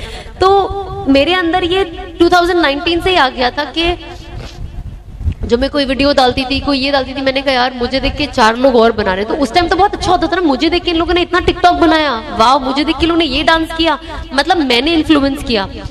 اب پروفیشن میں ہے تو کر بھی رہے, لیکن اندر ہی اندر لگ رہا ہے کہ یار یہ اتنے سارے لوگ کیا کر رہے ہیں, اور میں کیسے بولوں کہ یار یہ مت کرو. مطلب میں تو چھوڑنے ہی والی ہوئی ہے, آئی ایم آن دیٹ ورج کہ میں چھوڑنے والی ہوئی ہے, مجھے نہیں چاہیے یہ, میں بس یہ ابھی کر رہی ہوں, پر میں چھوڑنے والی ہوں, میں مینٹلی ریڈی ہوں اس چیز کو چھوڑنے کے لیے. لیکن آپ لوگ مت کرو, کیونکہ سب کا مائنڈ ایک جیسا نہیں ہوتا ہے. میرا مائنڈ اسٹرانگ ہے, میں ایک, بیکاز میں ہمیشہ سے انڈیپینڈنٹ رہی ہوں, لیکن میں اسٹبن نہیں رہی ہوں. آج کل انڈیپینڈنٹ لیڈیز میں یا بوائز میں پرابلم کیا ہے, انڈیپینڈنٹ ہے نا, اسٹبن ہے. میں جو کرتا ہوں یا کرتی ہوں وہی صحیح ہے, میں جو کرتا ہوں یا کرتی ہوں بولتی ہوں وہی صحیح ہے. یہ انڈیپینڈنس کا غلط طریقہ ہے. انسان انڈیپینڈنٹ کے ساتھ اسمارٹ ہونا چاہیے. میں انڈیپینڈنٹ ہوں لیکن میں اسٹبن نہیں رہی, یہ چیز غلط ہے, یہ مجھے نقصان دے رہی ہے, مجھے بدلنا ہے. مجھے اپنے خیالی پلاؤ میں نہیں رہنا ہے کہ نہیں میں ہی صحیح, میں ہی, مجھے کوئی سکھا نہیں سکتا, مجھے کوئی بتا نہیں سکتا, میں اس سے اوپر ہوں, میرا ایکسپیرینس اس سے زیادہ ہے. نہیں, آج مجھے کوئی میرے سے چھوٹا بچہ سکھا کے چلے جائے گا جو مجھے نہیں پتا ہو. تو یہ ایک چیز میں نے سیکھی کہ آپ کو کوئی بھی سکھا سکتا ہے. ایک جاہل انسان جس کو अगर दीन की बात करूं तो दीन का कोई नॉलेज नहीं हो, लेकिन कोई ऐसी चीज सिखा दे जो आपने इतनी बुक पढ़ ली तो भी नहीं पता है, और कोई छोटा बच्चा आपको सिखा दे। मेरे घर में तो जितने मेरी ननंदों के छोटे छोटे बच्चे इतने अच्छे अच्छे से दुआ पढ़ते हैं, सारी दुआएं, मैंने कहा लगता है इनसे ही सीखनी पड़ेगी आधी दुआएं मुझे। तो इनको देखकर इतना अच्छा लगता है कि जब मैं इनको देखती हूँ ना मेरे घर में बच्चों को, तो मैं अपना फ्यूचर देखती हूँ उसमें कहीं ना कहीं कि when I have kids this is what I want to see, like यही मेरा प्रेजेंट है और यही मेरा फ्यूचर है, और इसी चीज से मुझे मोहब्बत है, और मैं चाहती हूँ मेरी आने वाली नस्ल भी इसी चीज से मोहब्बत करे, क्योंकि इसी में उनकी कामयाबी होगी। एंड उसके लिए मुझे ग्राउंड अभी बनाना जरूरी है, मुझे खुद स्ट्रांग रहना जरूरी है। मैंने लास्ट ईयर रमजान में चांद रात में नियत की, अब सब बंद, ओके, एंड दोस्तों को बताया नहीं था कि मेरी लाइफ में कितने चेंजेस आ रहे हैं, तो बेचारे तो कुछ तो आधे शौक से ही मर गए और कुछ अभी भी डाइजेस्ट नहीं कर पा रहे, और कुछ लोग मुझे देख के बोलते हैं हमको यकीन नहीं हो रहा तू वही लड़की है। मैंने कहा अल्लाह का शुक्र है। तो जब शुरुआत हुई चांद रात से टीवी देखने का, मुझे याद है चांद रात थी और मगरिब की अजान हो गई, मैं एक वेब सीरीज देख रही थी, उसका एक ही एपिसोड बचा था, वो सीजन खत्म होने वाला था। एंड मैंने अनस को फोन पे बोला देखो चांद तो दिख गया है, मैं नमाज भी पढ़ ली हूँ, मेरी नियत तो कि मैं एक एपिसोड देख लूँ प्लीज, ताकि मेरे दिल में ये नहीं रहे कि फाइनल हुआ क्या था क्लाइमेक्स में। तो Anas is like, Anas knew कि इसके बाद I am going to change, and वो इंसान जिसके ऊपर काम करता समझ जाता है कि। तो आई स्टिल रिमेम्बर कि मैंने मगरिब की नमाज पढ़ी थी, चांद रात की रमजान शुरू हो रहे थे, और उसके बाद मैंने फटाफट एक एपिसोड वो सीजन का देख लिया था, सीजन 2 का, फिर वो सीजन खत्म, मैंने कहा हाँ हो गया। उसके बाद से जब मैंने टीवी पैक करी, आज तक वो टीवी नहीं खुली है। माशाल्लाह से मेरी मम्मी को भी टीवी सीरियल देखने की आदत हो गई। अब हम क्या सोचते हैं ना, एक्चुअली मैं आपको बताती हूँ मसला क्या है। जब मम्मी लोग देखते हैं ना, हम कहते हैं अरे बेचारे इतने बुढ़े बुजुर्ग यार किधर जाते तो है नहीं, घर पे ही तो रहते, देख लेने तो ना सीरियल, क्या जाता है। ये आज बहुत लोगों का सोच हो चुका है, क्योंकि ये मेरा भी सोच था। मैं तो अपनी सोच ही बताती हूँ कि मैं क्या सोचती थी। अरे बेचारे मेरी मम्मी इतने माजूर है, इतने उल्टे, कहाँ जाते बाहर, तो ना कोई घूमने फिरने जाते, एक जगह बैठ के एक सास बहू का तो सीरियल देख रहे, कौन सा डांस गाना देख रहे। पर वही चीज उनको मिसलीड करती है, मुझे मिसलीड करती है। उनका नमाज का वक्त लेट होता है, कुरान शरीफ पढ़ने का उनके पास टाइम नहीं है, क्योंकि उनको सीरियल देखने से फुर्सत नहीं है। इसके दूसरे एपिसोड में क्या हो रहा है, उसके दूसरे एपिसोड में क्या हो रहा है। तो आई रियलाइज कि सबसे बड़ा फितना तो ये टीवी ही है। तो सबसे पहले तो मैंने टीवी का ही पैकअप करा दिया मेरे घर से, लेकिन अब बेचारी टीवी खराब ना हो जाए तो उसमें हम लोग हफ्ते में एक बार यूट्यूब कनेक्ट करके नात लगा देते, बयान लगा देते। मैंने कहा टीवी चालू रखना है, कुछ काम में तो है बेचारी। जब इसने देखो गाना ही गाया और सीरियल के, एटलीस्ट बेचारी कुछ नात वात सुना दे हमें, अभी कुछ बयान सुना दे, इससे भी थोड़ा हलाल का काम करा ही लेते हैं। तो टीवी देखना बंद हो। मेरी मम्मी इतनी अडिक्ट थी टीवी की, लेकिन माशाल्लाह से उन्होंने वो भी अब बंद कर दिया। तो अब उनके पास थोड़ा पढ़ाई के लिए ज्यादा वक्त होता है, और अब उनके अंदर भी वो चाहत नहीं है मुझे देख देख कर, लकीली वो आ गया। जब मैं नया नया सीखती थी तो मुझे नहीं पता था कि वॉशरूम में सर पे दुपट्टा लेकर जाते हैं। एंड आई वाज लाइक, मुझे अनस ने बताया कि ऐसे ऐसे होता है। मैं दुआ पढ़ के जाती थी, वो मैंने बहुत पहले सीख लिया था, वॉशरूम में जाने की दुआ बहुत पहले, मतलब 3 साल पहले। तो मैंने वॉशरूम की बाहर ही दुआ लिख दी थी, क्योंकि बाय हार्ट नहीं हुआ था ना। तो मैं जो भी दुआ होती है ना, आईने में देखने की दुआ, वॉशरूम में जाने की दुआ, जो सीखना होता है मैं उधर ही लिख के रख देती हूँ, ताकि जब मेरी नजर पड़े तो पहले दुआ पढ़ूं फिर वो करूँ। तो मैंने ऐसे आईने में देखने की दुआ लिख दी, वॉशरूम में जाने की दुआ लिख दी, एंड मैं पढ़ के जाती थी। पर सर पे दुपट्टा लेना इसका नॉलेज ही नहीं। फिर जब सिखाते गए तो फिर मैं दुपट्टा लेके जाऊं शुरुआत में। फिर मैंने मेरा बेड ना बहुत बाथरूम के नजदीक है, तो मैं वहीं टंगा देती थी। तो एक वक्त के बाद आपको ना अपने आप को कुछ चीजों में ना, इस्लामिक चीजों में रोबोट बनाना पड़ता है, नहीं तो वो नहीं होगा। इतना रोबोटिक होता था कि रात को अगर मैं 3 बजे भी उठूं वॉशरूम जाने के लिए तो मैं दुपट्टा लेकर ही जाऊं। वो एक अंदर आ गया था, हैबिट हो गई थी। तो चीजों को ना कभी कभी हैबिट बनानी पड़ती है, वो इतने आसानी से नहीं आती है। तो मैं वो लेकर जाऊं। फिर पता चला कि यार वॉशरूम में तो जाके बात नहीं करना होता है किसी से। मैंने कहा अच्छा, मैं तो अंदर से आधी बात तो मैं वॉशरूम से करती हूँ। फिर ये चीजें मैं मेरी मम्मी को सिखाने लगी. मैंने कहा निको ऐसे नहीं करते, दुपट्टा लेके जाने का. मेरी मम्मी जब देखो दुपट्टा भूल जाए, जब देखो दुपट्टा, भाग भाग के अंदर जाके दुपट्टा पहना के आओ, बाथरूम के अंदर बेचारी अंदर लेके ले दुपट्टा. फिर आदत इतने टाइम से बात करने की थी बाथरूम में, तो अब कैसे रुकेगी, टाइम लगता है ना. अब मेरी मम्मी जब बाथरूम में जाए तो होता ना शैतानी चीजें ना, अंदर जाके मेरी मम्मी को सब याद आ जाए बाथरूम में कि सना को ये बोलना है वो बोलना है. मैं एक भी सवाल का उनका जवाब ना दूं, वो चिल्ला के उनके चिल्लाते रहे सना सना सना. फिर वो बाहर थी बीच में बोलूं, मैंने कहा कितनी बार बोला बाथरूम में बात नहीं करते. फिर जब मैं जाऊं फिर उनको याद आ जाए कोई ना कोई काम. तो ये चीज सुनने में फनी लगती है बट ये प्रैक्टिस करने बहुत टफ है, बहुत इजी लगता है, बट अब ऐसे ये चीज मिस हो जाती है. ये मसला तो फिर शॉर्ट लाइफ में हमारे हो ही गया. अब मुद्दा आया, मैं अभी जस्ट इसके पहले ही बता रही थी, मैंने कहा पहले ऑफ कोर्स मैं हमेशा से मॉडेस्ट क्लोथ पर्सनली मेरे हिसाब से जो मॉडेस्ट होता था वो पहनती थी. शूट में ऑफ कोर्स यू नो आप एक जो भी कैरेक्टर प्ले करते हो सब बातें होती ना, ये तुम थोड़ी ना हो, ये तो तुम एक कैरेक्टर हो, असल में तो तुम अच्छे कपड़े पहनते हो पर ये कैरेक्टर तो दिख के आ रहा है ना टीवी पे, जिससे मैं कैरेक्टरलेस लग रही हूँ उसका क्या. घर पे मैं दुपट्टा पहन के बैठी रहूं लेकिन टीवी पे मैं स्कर्ट में दिखाई दे रही हूँ तो मैं तो फनी लगूंगी ना, कौन मेरी बातों का यकीन करेगा. अब क्या होता था ना, पढ़ाई तो मेरी पहले से चालू हो गई थी दीनी और हर फॉलो करना. अब कुछ चीजें ऐसी होती थी ना कि आप वो चीज की दावत नहीं दे सकते. क्यों नहीं दे सकते? क्योंकि आपके अमल में नहीं दिख रहा है. अब मेरे अमल में नहीं दिख रहा है तो मेरी बातों में जोर कैसा होगा. सामने वाला तो यही बोले ना पहले तू कर ले. मैं बोली यार तुम लोग के अच्छे के लिए बोल रही हो, तुम कर लो, मैं तो कर ही लूंगी पर तुम तो करो ना. क्योंकि मुझे कोई भी चीज पता चले ना हदीस के बारे में, कोई भी अच्छी चीज, छोटे छोटे अमल होते हैं, तो मैंने कहा मैं सोचती थी कि हमेशा मैं उसे फॉरवर्ड कर दूं.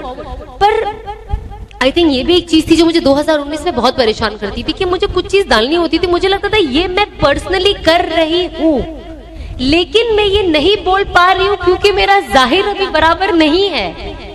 लेकिन प्रॉब्लम ये है कि ये करके शायद हाइपोथेटिकली शायद मेरी मगफिरत हो जाए, पर सामने वाले को ये पता नहीं ना कि मैं ये अमल भी कर रही हूँ, और वो जो मुझे देख रहा है जो मैं हूं नहीं वो कर रहा है, लेकिन जो मैं हूं वो नहीं कर रहा है. तो मैं तो मुनाफिक हो गई ना कि मैं अपने आप को कोशिश कर रही हूँ जन्नत की तरफ लेके जाने के लिए, लेकिन सामने वाले को जहन्नम में लेके जा रही हूँ क्योंकि मैं ये नहीं डाल सकती, क्योंकि सामने वाले को लगेगा कि यार ये खुद तो वैसा नहीं करती है.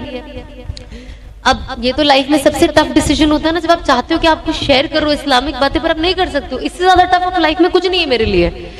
अभी भी कुछ चीजें मुझे शेयर करने नहीं होती, मेरे पे चढ़ जाएंगे सब. मैंने कहा छोड़ दो इनको, समझने दो अपने आप. तो कुछ चीजें आपको पकड़ के रखना पड़ता है, पर आप सोचते हो कि यार आप मुझे देख के हर चीज मत करो, मैं प्रोसेस में हूँ यू नो. पर आप हर इंसान को अपना सोचना है. तो मैं जितना हो सकता है मैं शेयर करने की कोशिश करती हूँ.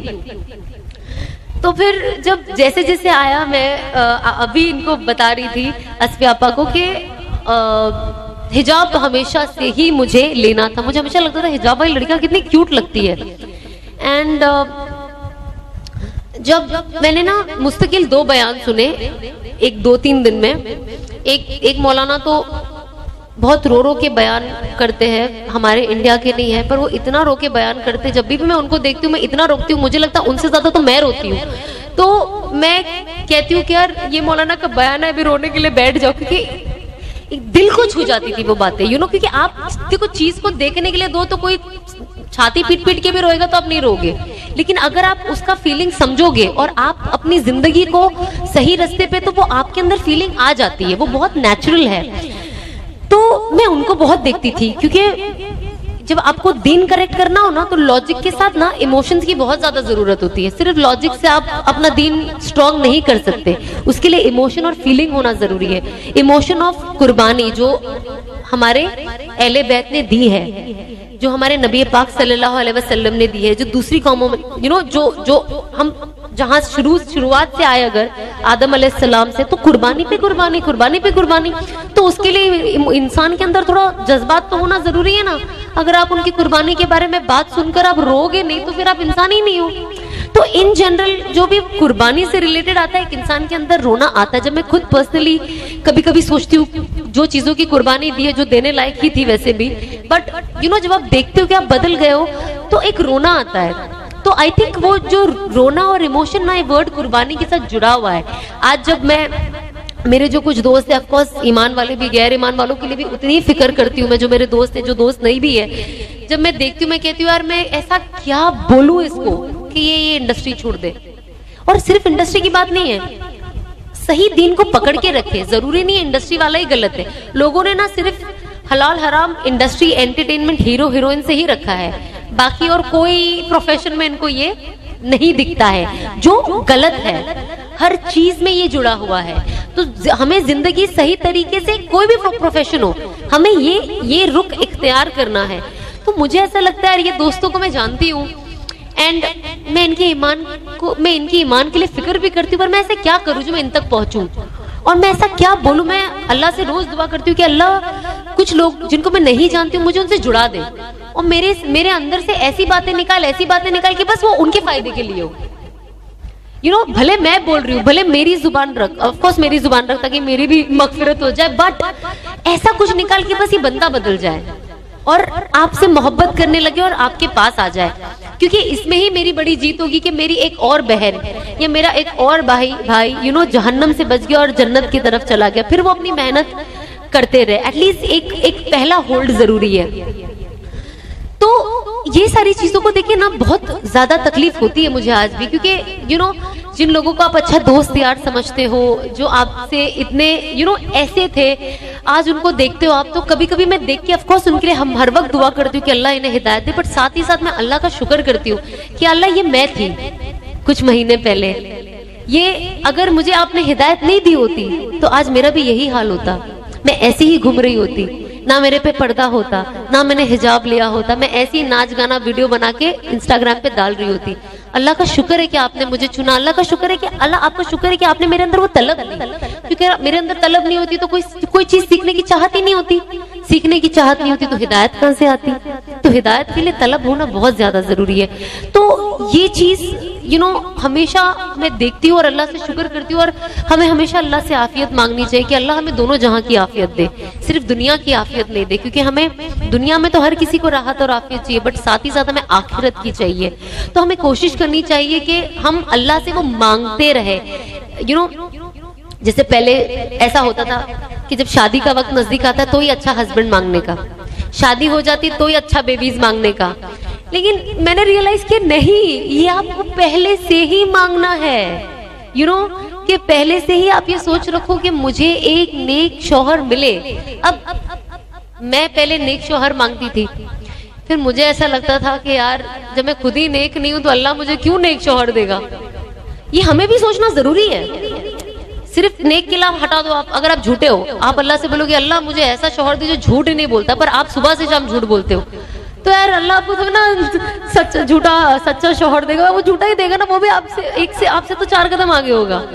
तो हम जो दुआ अपने पार्टनर के लिए मांगते हैं ना, हमें सबसे पहले क्या करना है, अपने ऊपर अमल करना है. तो जब मैं हमेशा अल्लाह से मांगू ना कि अल्लाह मुझे नेक शौहर दे, और मुझे हमेशा से, आप यकीन नहीं मानोगे, ये लाभ मैं हमेशा से सोचती थी. जब मैं देखती थी ना मेरे घर में मौलाना कुछ पढ़ाई के लिए आते, मैंने ऐसे बहुत सारी चीजें करी है. जब हम तो पढ़ते नहीं थे, बस बच्चों को जमा करो और खत्मे कुरान करो, और हमारे घर में जितने भी मरहूम है, ये जो इन्होंने 2-4 सफ़े छोड़ के पढ़े हैं, हम ये बख्शेंगे इन्हें.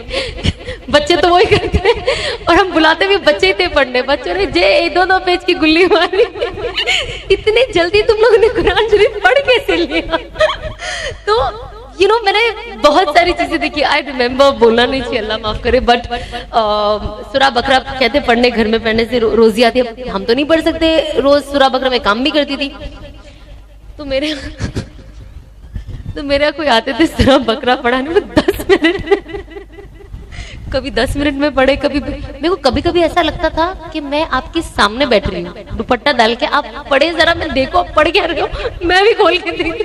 आपने इतना फास्ट कैसे पढ़ लिया. इम्पॉसिबल है ना. 20 से 25 मिनट मिनिमम लगता है. एटलीस्ट आप ऐसा तो पढ़ो कि अल्लाह को पता चले कि आप क्या पढ़ रहे हो. जब अल्लाह को पता ही नहीं चलेगा तो फिर रोजी कैसे आएगी. उन्हें क्या पता आप सूरा बकरा पढ़ रहे हो. ले ट्रेन, फास्ट ट्रेन, उससे भी फास्ट. तो मैंने बोला यार ये तो बहुत ही, ये चीज भी नहीं चलने वाली है. تو یو نو آگے آگے جیسے جیسے آپ کا دماغ، جب انسان، اللہ جب دماغ کھولتا ہے نا، جب آپ کا سیل کھولتا ہے نا، تو ایک ڈبہ جب کھلتا ہے نا، فٹ فٹ آس پاس کے سب کھل، آپ کو سب لاجیکل لگنے لگتا ہے. اینڈ آئی واز لائک جب میں خود پڑھ سکتی ہوں اتنی ساری چیزیں تو میں کیوں. تو مجھے نا شروعات سے نا بڑا ان لوگوں کو جب میں دیکھتی تھی نا تو مجھے ایسا لگتا ہے واو مولانا، مطلب اللہ نے کتنا علم دیا ہے نا انہیں، مطلب کیا پورا عالم ہے، پورا قرآن پاک بائی ہارٹ یاد ہے. ہم کو تو ایک سورہ بھی یاد نہیں ہو رہا ہے، ان کو پورا قرآن شریف یاد ہے، اوپر سے ترجمہ بھی یاد ہے، اتنی حدیثیں یاد ہے. اور میں اتنے علماء کو سنتی بھی تھی اینڈ میں اللہ سے کہتی تھی اللہ مجھے ایسے ہی ایک شوہر دے دے. مطلب جب میں آج سوچتی ہوں مجھے ایسا لگتا ہے اللہ نے کیسے قبول کیا وہ، ہے نا. مطلب آپ لوگ بھی ایسی دعا مانگے، ٹھیک ہے. تو میں نے جب میری پرانی زندگی کا اگر آپ سوچو گے تو کون سوچ سکتا ہے کہ یو نو جیسی میری لائف سٹائل تھی کہ مجھے کوئی اتنا بڑا انسان مل سکتا ہے جس کے سینے میں قرآن ہے. مطلب آج میں سوچتی ہوں اگر میں صرف اپنے بارے میں سوچوں تو مجھے لگتا ہے مجھ سے خوش نصیب کوئی ہو ہی نہیں سکتا ہے. کیونکہ اگر میں اپنی زندگی دیکھوں تو میں نے کہا اللہ میں آپ نے اتنا نیک بندہ مجھے دے دیا کیسے. تو جب میں یہ دعا کروں نا پہلے کہ مجھے نیک دو، تو میں نے سوچا کہ دیکھو نیک اگر چاہیے تو اس کے لیے ہمیں نیک بننا ضروری ہے. کیونکہ جب ہم نیک بنیں گے اور ہم اچھے اور سچے بنیں گے تو 10 لوگ اگر میری برائی بھی کرے، لیکن جو اچھا ذہن والا انسان ہوگا نا وہ سمجھ جائے گا نہیں یار یہ لڑکی اچھی ہے، یو نو. تو میں کوشش کروں کہ میں اچھے عمل کروں، کیونکہ جب اچھا عمل انسان کرتا ہے اور اچھی سوچ رکھتا ہے نا، اللہ اس کے چہرے کو نور سے بھر دیتا ہے اور وہ نور دکھائی دیتا ہے لوگوں کو، اور صحیح لوگوں کو تو زیادہ ہی دکھتا ہے.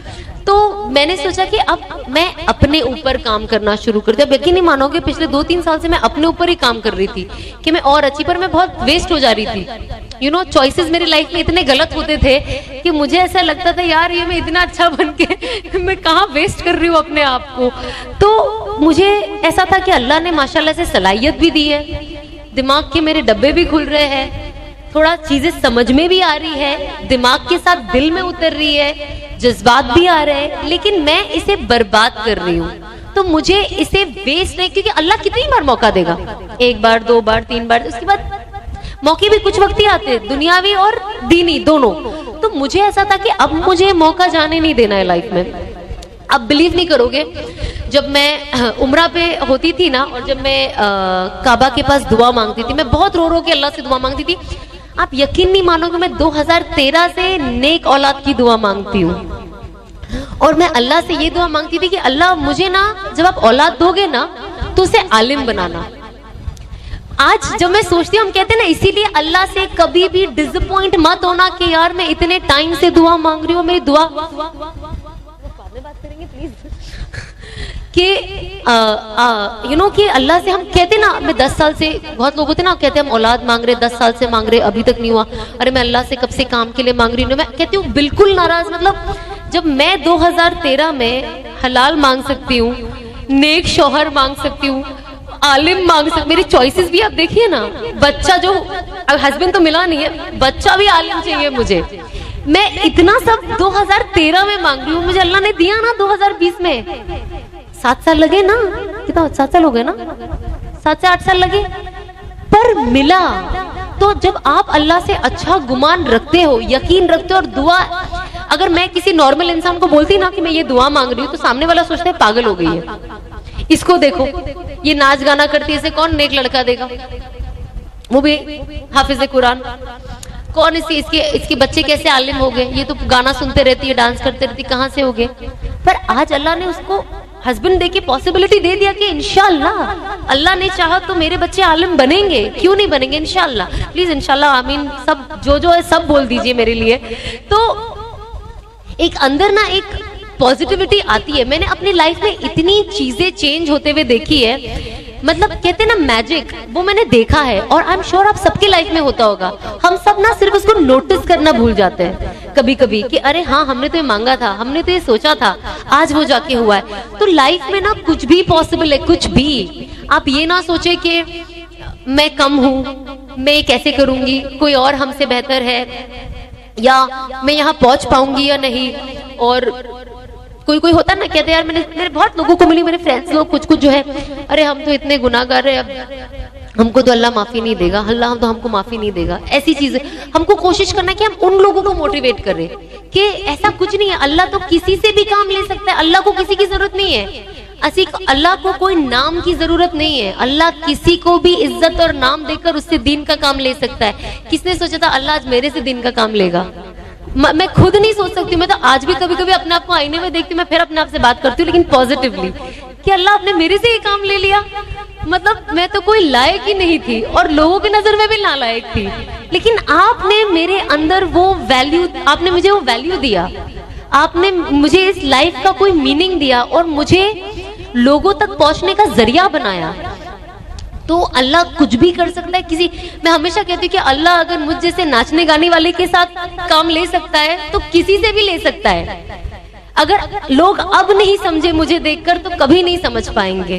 تو ہمیں کوشش کرنا چاہیے کہ ہم سب سے پہلی بات ہے لوگوں کے لیے اچھا گمان رکھیں, کیونکہ کہتے ہیں نا پیسے سے زیادہ جو زیادہ ٹف والا اور جو سب سے گندا والا جو تکبر ہوتا ہے نا وہ دین کا ہوتا ہے. انسان کا پیسے کا تکبر کم ہو جاتا ہے لیکن دین کا بہت زیادہ ہو جاتا ہے. میں پردہ کرتی ہوں, میں نماز پڑھتی ہوں, میں تو اتنے وظیفے پڑھتی ہوں, دیکھو اتن کی نمازیں قضا ہو رہی ہے. ہمیں کوشش کرنی چاہیے کہ یہ ہم کبھی, اللہ ہم سے کبھی بھی چھین لے گا, تو ہمیں کبھی بھی بدگمان نہیں ہونا ہے, ہمیں پازیٹیو رہنا ہے اور اسلام کو پازیٹیولی پھیلانا ہے, لوگوں تک صحیح دین لے کر جانا ہے جو ایکچولی ہم تک صحیح لوگوں کے ذریعے ہی پہنچا ہے. لیکن ہم اتنے اسٹرکٹ ہو گئے ہیں لوگوں کے ساتھ کہ ہم تو سیدھا مطلب ان کو خارج ہی کر دیتے, مطلب وہ تو اسلام میں ہی نہیں ہے ہمارے حساب سے. تو ہمیں کوشش کرنا ہے کہ ہم لوگوں کو جو اصل سائڈ ہے نا دین کا, محبت کا, اور اگر ہم چاہتے کہ اللہ ہمارے گناہوں کو معاف کرے تو ہمیں بھی معاف کرنے والا بننا ضروری ہے. اگر ہم لوگوں کو معاف کریں گے تو اللہ ہمارے گناہوں کو معاف کرے گا.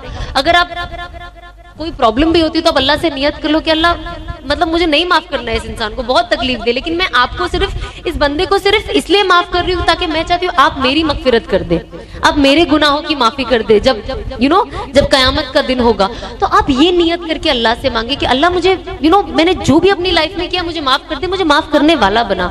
ہم کوشش کریں کہ ہم سچ بولے.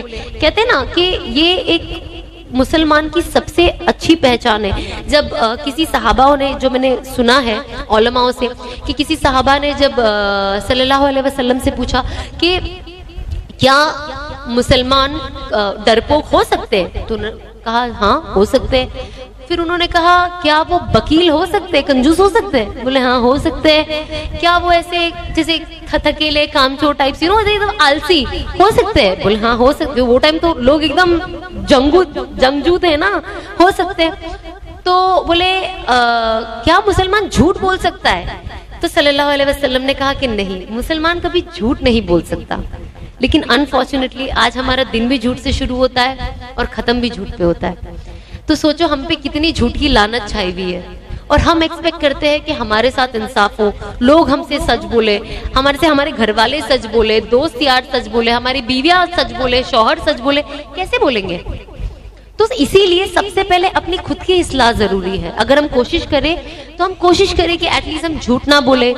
ہمیشہ مسکرانا ویسی ہی سنت ہے, اور اگر آپ کسی کو مسکرا کر دیکھ لو تو آپ کو سنت کا بھی ثواب مل جاتا ہے, اور سامنے والا جب آپ کو دیکھتا ہے اس کا دل بھی خوش ہو جاتا ہے. کون چاہتا ہے کہ کسی اداس انسان سے ملے؟ تو خوش مزاج رہنا, لوگوں تک خوشیاں پہنچانا بہت زیادہ ضروری ہے. تو ہمیں کوشش کرنی چاہیے جو چھوٹی چھوٹی چیزیں نا, یہ ہمارا زندگی کا دار و مدار ہے. بڑی بڑی چیزیں تو ایک الگ چیز ہوتی ہے, پر ہم سے جو چھوٹے چھوٹے صغیرہ گناہ ہوتے ہیں نا بہت زیادہ ہو جاتے ہیں, ہمیں پتہ بھی نہیں چلتا ہے. تو ہم بس کوشش کریں کہ جو چیزیں ہم سنتے ہیں, سیکھتے ہیں, اور ہم سب سے امپورٹنٹ ہے جیسے ہم کھانا بنانا سیکھتے ہیں یوٹیوب پہ جو ہمیں نہیں آتا ہے, میک اپ کرنا سیکھتے ہیں, نیا ٹرینڈنگ ڈیزائن کون سا ہے حجاب میں یا سلوار قمیض میں, وہ ہم گوگل کر کے سیکھ لیتے ہیں. تو جب ہم اتنی ساری چیز کا گوگل کے ذریعے ان کا استعمال کرتے ہیں, گوگل کا, اور یہ سیکھتے ہیں, تو ہم کوشش کریں کہ تھوڑا وقت نکال کے دین کے بارے میں بھی سیکھیں, کیونکہ اصل تو یہی ہے, ہمیں تو یہی جانا ہے. مجھے اس لیے یہ فنی لگتا ہے کیونکہ آپ یقین نہیں مانو گے, لوگ ایسے ایسے سوال مجھ سے کرتے ہیں اور ایسی ایسی چیزیں انسٹاگرام پہ, مجھے بھی نہیں پتا تھا یہ چیزیں. میں انس کو کہتی ہوں, مجھے ہنسی بھی آتی ہے کبھی کبھی. جب میں مہندی لگاتی ہوں نا تو میں ناخن پہ نہیں لگاتی تھی, تو مجھے کسی نے کامنٹ باکس میں لکھا, آئی ڈونٹ نو آپ نے یہ سنا ہے نہیں سنا ہے, تو کسی نے لکھا ارے عورتوں کو تو ناخن پہ مہندی لگانا ضروری ہے, قبر میں کیسے پہچانیں گے کہ مرد ہے کہ عورت ہے. What? مطلب ڈی این اے نام کی ایک چیز ہے جو اللہ نے بنائی ہے, اور اللہ نے ہی مرد کو اور عورت کو بنایا ہے, کتا بلی ہر کسی کو بنایا ہے. کیسے اللہ نہیں سمجھیں گے جب آپ کا کبیرہ سے لے کے صغیرہ گناہ کا حساب لکھا ہوا ہے, تو وہ ناخن سے آپ کو تو ہی نہ پہچانیں گے. And I was like, مطلب ابھی مجھے یہ ایک ہی چیز یاد نہیں آ رہی, بٹ جب لوگ لکھتے ہیں نا مجھے ہنسی بھی آتی ہے, مجھے افسوس بھی ہوتا ہے. میں نے کہا جب یہ نالج ان کے پاس ایسی راکٹ والی نالج ہے, ان سے بات کرنا پڑے گا کہ ایسی راکٹ والی اور کون کون سی ان کے پاس نالج ہے جس سے سامنے والے کا دل دہل جائے پڑھنے کے بعد.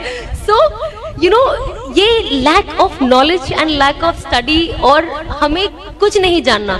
ہم اس ایریا میں رہے ہیں, یہاں پہ یہ کلچر ہے, یہ ٹریڈیشن ہے, ہر جگہ کا ٹریڈیشن کلچر الگ ہے, ٹھیک ہے, بے شک ایمان والے ہے. ایگزامپل ہم گجرات میں ہیں تو ہمارے یہاں شادی ہوتی ہے نا تو یہ ہوتا ہے. ہم بمبئی والے ہمارے یہ ہوتا ہے. ہم اگر سعودی میں ہمارا یہ ہوتا ہے. وہ چکر میں نا سب اتنا کھچڑی ہو گیا ہے کہ اصل جو پکڑ کے رکھنا ہے نا لوگ وہ بھول چکے ہیں. آپ بے شک اپنا کلچر ٹریڈیشن سب فالو کرو, باقی کی فضول چیزیں بند کرو نا. اب جب میرا نکاح ہونے والا تھا, اب ہم بھی غیروں کو تو چھوڑ دو, جب مسلمانوں کو دیکھتے تھے ہلدی ڈانس نگاڑے ڈھول لے یہ, تو میرا بھی ایسا تھا, ہلدی ہوگی میری بھی, یلو سب پہنے گے, یہ سب یہ انسٹاگرام دیکھ کے آدھا دماغ تو انسٹاگرام نے خراب کر دیا, ٹھیک ہے, تو میں اب یہ سب دیکھتی ہی نہیں ہوں. تو یہ ایسا ہوگا ویسا ہوگا, ڈھول رکھیں گے, بارات رستے پہ لڑکیاں ناچتے جا رہی ہے بارات لے کے اپنے بھائی کی, اور یہ سب مجھے نارمل لگتا تھا. مجھے بعد میں لگا کیا بےہودگی ہے یہ ساری چیزیں. تو جب میں جب چیزیں تبدیل ہونے لگی, آئی اسٹل ریمبر میرے گھر میں میرے دوست, جب کورونا تھا نا تو ہم سب ایک دوسرے سے بالکل نہیں ملتے تھے. میں نے کہا یہی صحیح موقع ہے کسی سے بھی نہیں ملنے کا اور اس کو کنٹینیو کرنے کا, یہ لیگیسی کو. تو جب رمضان آیا نا تو کچھ لوگ مجھے فون کرتے تھے, تو پہلے تو ایک دو شرما حضوری میں ایک دو بار فون اٹھا لیتی تھی, بات کرتی ہوں, پھر میرا دماغ خراب ہونے لگا. میں نے کہا یار اس کو تو خود کو کچھ ہے نہیں ہے, میری بھی لائف میں مجھے ٹھیک ہونے نہیں دیں گے. اب یہ لوگ فون کرے ٹائم پاس کرنے کے لیے صرف, مطلب گھر میں نا سب فضول بیٹھے. میں نے کہا دیکھو یہ سب غیر محرموں سے فون پہ بات کرنا گناہ ہے, مجھے آپ لوگوں سے بات نہیں کرنی ہے, اور اس سے میرا وقت بھی ضائع ہوتا ہے. یہ بہت ہارش ہو گیا, تھوڑا پیار سے بولنا چاہیے تھا. پر میں نے کہا یہ لوگ نہیں سمجھیں گے, ان کو ایسے ہی بولنا پڑے گا. اس انسان نے مجھے تب سے لے کے آج تک کبھی فون نہیں کیا. اور یہ چیز, یہ ایک پہلا انسیڈنٹ ہوا, اس سے نا ایکچولی مجھے کانفیڈنس ملا. اب میرے جو دوست تھے, میں نے کہا مجھے کسی کو بولنا ہی نہیں ہے کہ میں سب چھوڑ رہی ہوں, کسی کو نہیں بولنا. میں نے کہا یہ شیطان نہ کسی بھی ذریعے آ جائے گا. میں نے میری امی کو بھی نہیں بتایا, میں نے کہا ان کے بھی ذریعے آ سکتا ہے. بتانا ہی نہیں ہے, اپنے اندر ہی رکھنا ہے کہ میں بدل رہی ہوں, اور یہ میں سیدھا اناؤنس کروں گی, بس یہ کسی کو نہیں بتاؤں گی. صرف انس سے شیئر کرتی تھی میں. تو جب ہم لوگ شروع ہوئی نا تو میرے دوست لوگ ارے آ جاؤ ملتے ہیں, کتنا ٹائم ہو گیا, ابھی سب آ رہے ہیں یہ وہ. میں نے کہا یہ تو پیچھے ہی پڑ گئے اب. تو میری ایکچولی میرے فرینڈ کی وائف ایکسپیکٹ کر رہی تھی, تو میں نے کہا چلو ایک بار مل لیتی ہوں, تو ایٹ لیسٹ 2-3 مہینہ یہ لوگ یہ گانا نہیں گائیں گے ملنے کا, پھر میں کھینچ لوں گی آگے تھوڑا. اور شروعات میں یہی چیز کھینچتی تھی. میرے گھر میں میری بزرگ امی ہے, میں کرونا باہر میں نہیں جاؤں گی, گھر میں میری امی کو کچھ ہوگی. جبکہ دنیا تھوڑی چلنے بھی لگی تو مجھے یہ بہانہ ایپٹ لگتا تھا کسی کو بھی نہیں ملنے کا. آف کورس کیونکہ میں اپنی لائف میں چینجز لا رہی ہوں نا, ٹی وی بند کرنے سے تھوڑی نا کچھ ہوگا, باقی چیزیں بھی تو چینج کرنی پڑے گی. تو میں میرے دوستوں کو ملنے گئی, تو میرا ایک دوست تھا, اسے بولا اور ایسے کر کے ہاتھ, تو میں ایسے ہو گئی, بولے او کرونا. میں نے کہا ہاں کرونا. میرے کو بتانا ہی نہیں ہے کہ آج کے بعد تو مجھ کو انگلی بھی نہیں لگا پائے گا. تو ہوتا ہے نا جب آپ زیادہ لبرل ہو جاتے ہو, زیادہ پڑھ لکھ لیتے ہو نا, تو تھوڑے جاہل ہونے کے چانسز زیادہ ہوتے ہیں. تو جب میں نئی کالج جاتی تھی نا, تبھی میں بہت ہی سیدھی تھی اسکول میں, مطلب جینس نہیں پہنتی تھی, اور میرے بال کھلے نہیں ہوتے تھے, شلوار دوپٹہ نہیں ہوتا تھا سر پہ, لیکن اتنی ماڈسٹی تھی میرے اندر. پھر جب میں کالج گئی نا تو میں سال میں ایک بار جینس پہنتی تھی, میرے برتھ ڈے کے دن, پتہ نہیں کس خوشی میں, لیکن میں پہنتی تھی. پھر जब मैं देखूं कि लड़का लड़की हाथ मिला रहे एक दूसरे से कॉलेज में, और सबसे अमेजिंग तो मुझे लगता था गले मिल रहे ना, लेना ना देना, भाई ओ बाय इतने गले मिले, इतने जान बाय बोलने से एक बाय में 10 बार गले मिल चुके, बाय ही खत्म नहीं हो रहा है इनका। तो मुझे शुरुआत में बहुत अजीब लगे ये, मैंने कहा कैसे यार ये लड़का लड़की कैसे गले मिल लेते, क्योंकि मैं अभी भी ना थोड़े नैरो नहीं करेक्ट माइंडसेट में थी, ये अपने आप को नैरो सोच के मैं बिगड़ गई। मैं बोली कैसे कर लेते ना, कैसे ऊपर रोड पे खड़े होके, कॉलेज के बाहर गेट पे खड़े होके गले मिलते हैं ना सब, oh bye see you tomorrow, and मुझे ऐसा लगता था यार कैसे मिल लेते ना गले रोड पे खड़े होके, पहचान नहीं। फिर मुझे लगा यार मैं कितनी अजीब लगूंगी ना अगर मैंने ये नहीं किया, तो मुझे ट्रेंड फॉलो करना है, यहीं से ही चीजें खराब होती है एक्चुअली। तो मैंने भी पहली बार जब किसी ने मुझे बाय बोल के गले, मैंने हाँ सब मिलते, तो अब यही प्रॉब्लम है कि जब हम कोई जगह जाते हैं ना तो लोगों को अपने जैसे नहीं बनाते, हम उनके जैसे बन जाते हैं। और आप अगर किसी अच्छे को देख रहे हो तो बेशक उनके जैसे बन जाओ, लेकिन मैं अपनी अच्छी छोड़ के मैं उनके जैसे क्यों कार्टून बन रही हूँ। तो मेरा ये जो कार्टून बनने का जो स्टेप था ये यहाँ से मेरे कॉलेज से शुरू हुआ, वो था गले मिलने से गैर महरमों को, जो मुझे लगता था कि इसमें कोई खराबी नहीं, क्योंकि मेरी नीयत तो इसके लिए अच्छी है ना, और इसके लिए हम तो काम वाले हैं, कभी कभी हम मिलते, कोई कोई तो वापस मिलता भी नहीं है, काम के उसमें तो ये इंग्लिश कल्चर है, मिलना, हाथ मिलाना, गले मिलना। तो मुझे ये लगता था ये नॉर्मल है, क्योंकि हमको वैसे ही पढ़ाया जाता था ना, इंग्लिश स्कूल में जाते हो, कॉन्वेंट में जाते हो, ये चीज नॉर्मल लगती है। यहाँ से शुरू हुआ, अब मुझे लगे कि ये ऐसी, तो आहिस्ते आहिस्ते आहिस्ते लाइफ में तब्दीली आने लगी, आप मॉडर्न बनने लगे, फिर ऑब्वियसली दुपट्टा हटते गया, फिर वो एक दिन गायब हो गया। शलवार कमीज होती थी तो भी दुपट्टा नहीं होता था, क्योंकि हम ऐसे लोगों को देखते थे, पहले हमको लगता था कि शलवार कमीज पे दुपट्टा तो होगा ही, भले वो इधर लटका हो इधर अटका हो पर होगा। फिर जब हम ज्यादा लोगों से मिलने लगे और ज्यादा लिबरल हो गए तो हमने देखा यार लोग तो सलवार कुर्ता पहन के आते हैं कॉलेज, लेकिन दुपट्टा नहीं ओढ़ते, हम क्यों ओढ़े। तो तभी नहीं हुआ, थोड़ा बाद में, बट ऐसा लगा कि सलवार कमीज बिना दुपट्टे के भी एट टाइम्स अच्छा लगता है, ये दिमाग में सेट हो गया, क्योंकि हमने वो माहौल अपने आप को, उस माहौल को अपने अंदर उतार लिया। तो इस तरीके से जब चीजें चलती गई तो चीजें बदलती गई। अब जब ये जो मेरे दोस्त थे, ये लोग ईद में मेरे घर पे मेरे एक दोस्त आए, सबसे पहले हमेशा मेरे घर के सबसे नजदीक होते तो वो मिलने आते थे, क्योंकि इतने कोई मेरे बिल्डिंग में कोई है नहीं मुसलमान, अभी 2 है पर इतनी बातें नहीं होती थी, अब थोड़ी मैं ज्यादा फैमिली से कनेक्ट होने की कोशिश करती हूँ। तो जब उनसे जब मुलाकात हुई ना वहाँ पे, तो मैंने सोचा कि चलो ठीक है अब इनसे फासला रखना ज्यादा जरूरी। तो उन्होंने मुझे आके बोला ईद मुबारक, मैंने हाथ नहीं मिलाया, मैंने कहा ईद मुबारक। तो वो सब मैंने कहा नहीं यार हाथ लगा के बात नहीं करना चाहिए, आप दोस्त एक अलग चीज में बात नहीं करो हाथ लगाकर।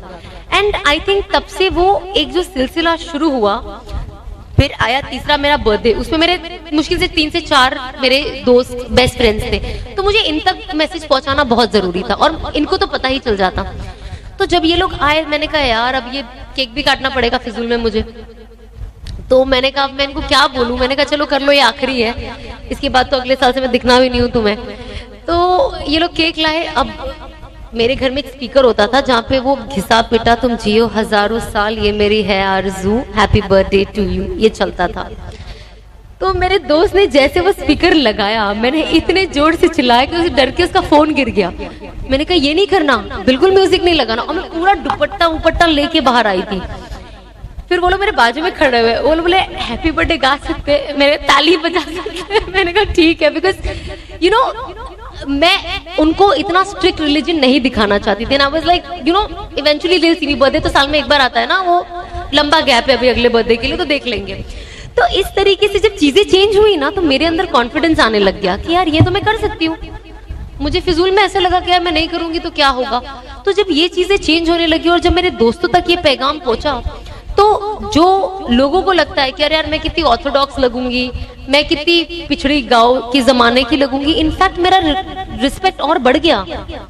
लोग अब जब मेरे दोस्त मुझे मिलते हैं तो वो पहले दूर से ऐसे करते हैं और अनस से गले मिलते हैं। तो मुझे आज वो देखकर खुशी होती है कि look at the journey from nothing to so much to again back to something which is so basic for Islam.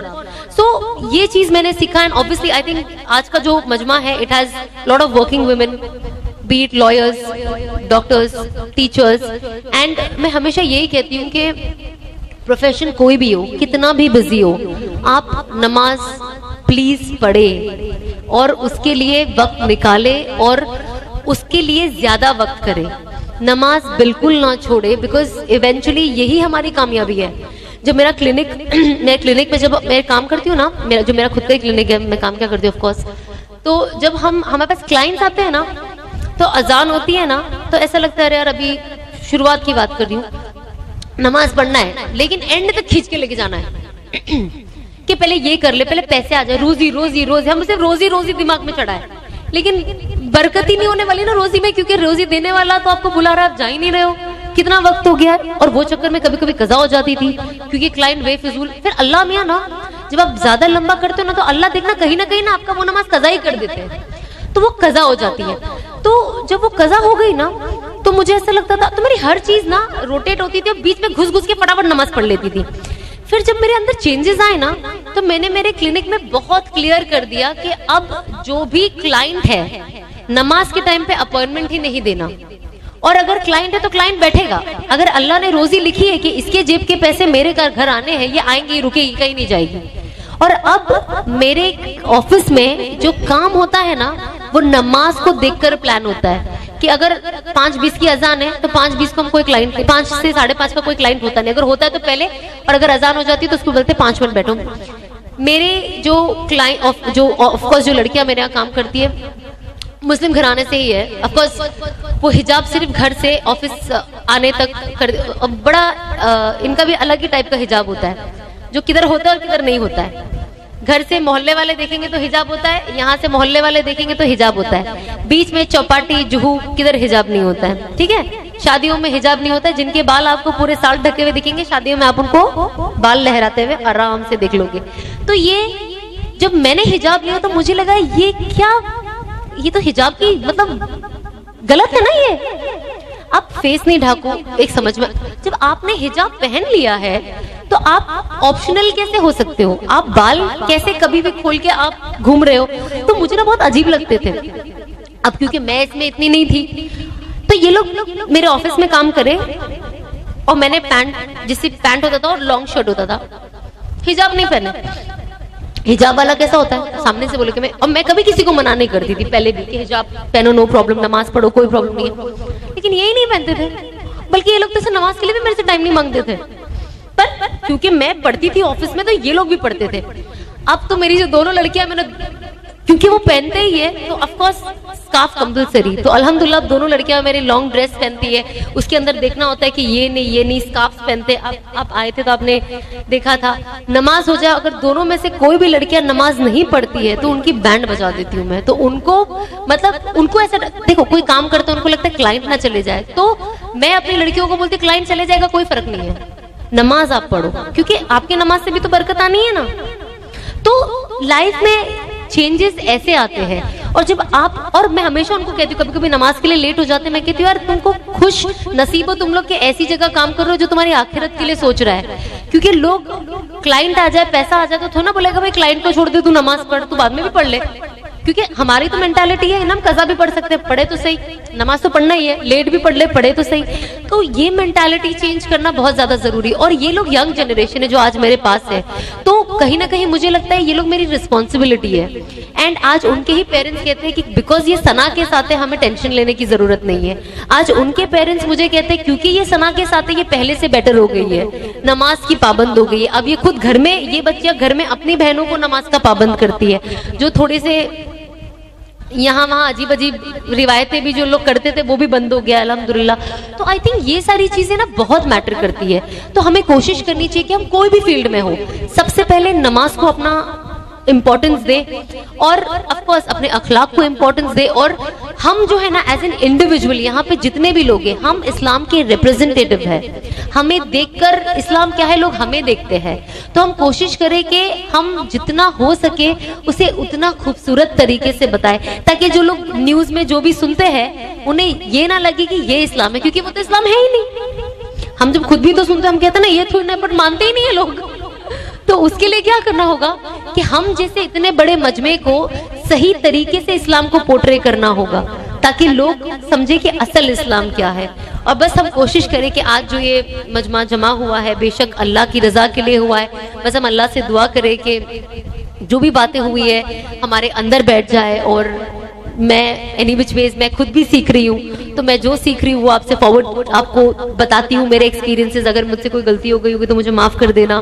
اور بس اللہ بس ہمیں دین اور دنیا دونوں کی کامیابی دے اور ہمارے دلوں میں ایسے ہی محبت باقی رکھے. اور ہم سب سے ہمارے آنے والی نسلوں سے بھی قیامت تک کی جو ہماری نسلیں رہے گی ان سے دین کا کام کرے. بس ہم کو یہی دعا کرنا چاہیے. بس اللہ ہمارے آگے جو ہمارے بچے ہیں انہیں بھی دین کی دعوت میں لگائے اور دنیا بھی دے. تو بس ہم کوشش کریں کہ ہم جتنے اچھا ہو سکے اچھا بنے، خود کے لیے بھی خیر ہو، دوسروں کے لیے بھی خیر ہو. اور ہم جہاں کام کرتے ہیں کام کو عبادت سمجھ کے کرے، امانت میں خیانت نہ کرے، خوش رہے اور لوگوں کے لیے خیر بنے. بس السلام علیکم.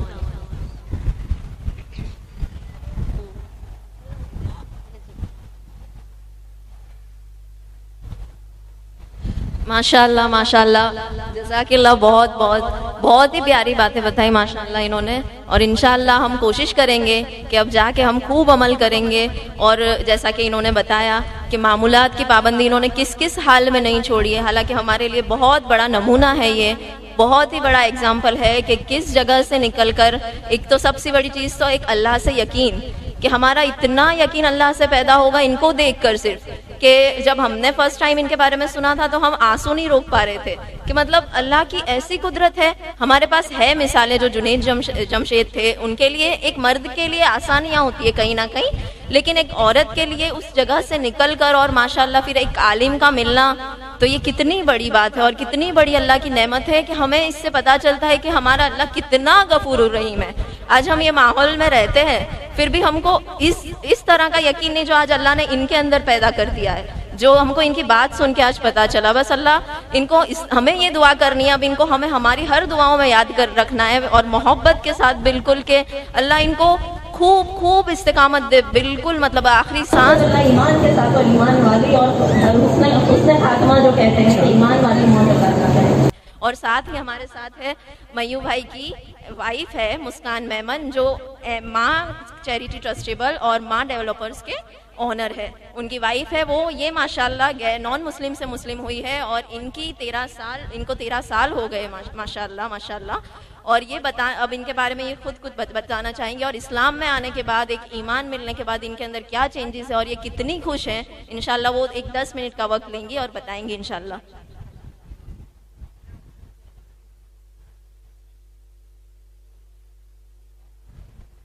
السلام علیکم ورحمۃ اللہ وبرکاتہ. بسم اللہ الرحمن الرحیم. الحمدللہ رب العالمین الرحمن الرحیم مالک یوم الدین. ایاک نعبد و ایاک نستعین اہدنا الصراط المستقیم صراط الذین انعمت علیہم غیر المغضوب علیہم ولا الضالین آمین.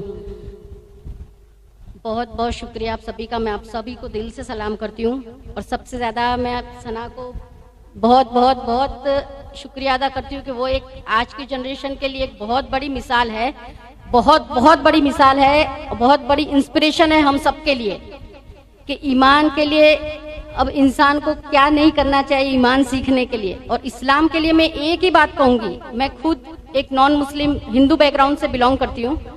میں نے شادی مسلم سے کی ہے، میں نے ایمان قبول کیا اور میں بہت خوش ہوں ایمان قبول کر کے. مجھے لگ رہا ہے جیسے ہر کسی کے بس کی بات، ہر کسی کا نصیب نہیں ہوتا ایمان میں آنا. اللہ نے مجھے چنا ہے اس ایمان قبول کرنے کے لیے. میں بہت خوش ہوں. اور ایمان کے لیے اسلام کے لیے میں ایک ہی چیز کہنا چاہوں گی کہ اسلام کا دوسرا نام ایمان ہے، اور ایمان جس کا مضبوط ہوگا الحمدللہ انسانیت اس کو ثابت کرنے کی ضرورت کبھی نہیں پڑے گی. ہماری شادی کو 13 سال ہو گئے. ویسے ہم 25 سال سے، میں 98 سے ہم ایک دوسرے کو جانتے تھے. شادی ہم نے 2009 میں کی الحمدللہ. اور بہت خوش ہوں میں. میرے ہسبینڈ نے کبھی بھی مجھے کوئی چیز کے لیے فورس نہیں کیا کہ تم یہ سیکھو. لیکن ایمان قبول کرنے کے بعد خود بخود مجھ میں یہ ہوتا گیا کہ میں یہ چیز سیکھوں اور خود بخود میں سیکھتی گئی. حالانکہ ہم سیپریٹ رہتے، مجھے کوئی دیکھنے والا نہیں ہے کہ میں ایمان کی چیزیں کرتی بھی ہوں یا نہیں کرتی.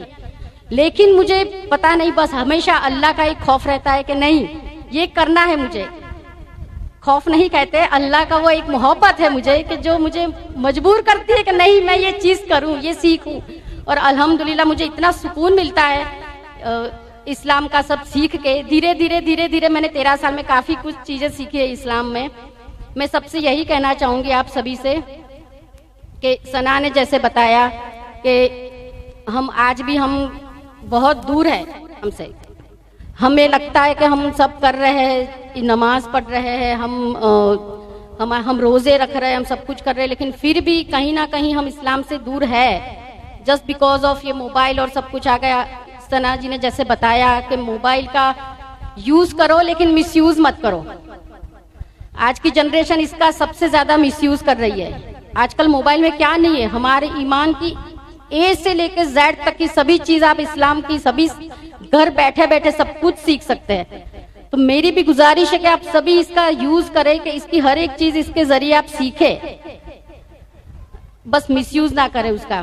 اور جیسے کہتے ہیں ہمارا بچہ جب پیدا ہوتا ہے تو کہتے ہیں کہ سب سے پہلا گرو اس کا ماں ہوتی ہے. بچوں کو جو سنسکار دیتے وہ ماں دیتی ہے.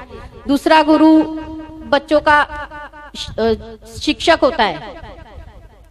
تو ایک گرو اور بھی ہے، جب بچہ بڑا ہو جاتا ہے، بچہ گھر کے باہر نکلتا ہے، تب اس کا سب سے بڑا گرو ہوتا ہے اس کی سنگت. بچہ جیسی سنگت میں پڑتا ہے وہی اس کا ہیبیچول بن جاتا ہے، وہ بچہ اسی چیز میں ڈھلتا جاتا ہے. تو سنگت بھی ایک سب سے بڑا گرو ہے ہمارا. تو ماؤں سے بھی یہ گزارش ہے کہ بچے کہاں جاتے ہیں، کیسی سنگت میں ہے، وہ سب دھیان رکھے بچوں کا.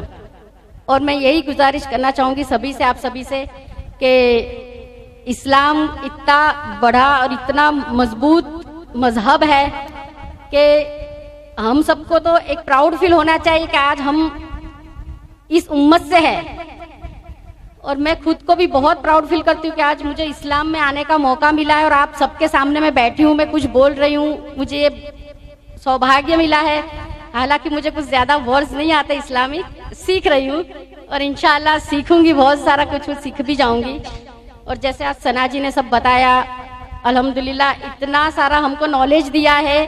یہ جس پروفیشن سے تھی اور آج یہ جو بتا رہی تھی، سیریسلی اٹس کانٹ بلیویبل جو انہوں نے ہم کو بتایا ہے. یہ بہت بڑی انسپریشن ہے ہمارے لیے کہ اب ہم کو بھی کچھ کرنا چاہیے ایمان کے لیے.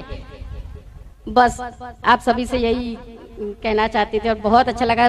ثنا جی میں آپ کا ایک بار پھر سے شکریہ ادا کروں گی کہ آپ ایک بہت بہت بہت بڑی انسپریشن ہے ہم سب کے لیے. سیریسلی شکریہ ادا کریے. چلو السلام علیکم سب کو.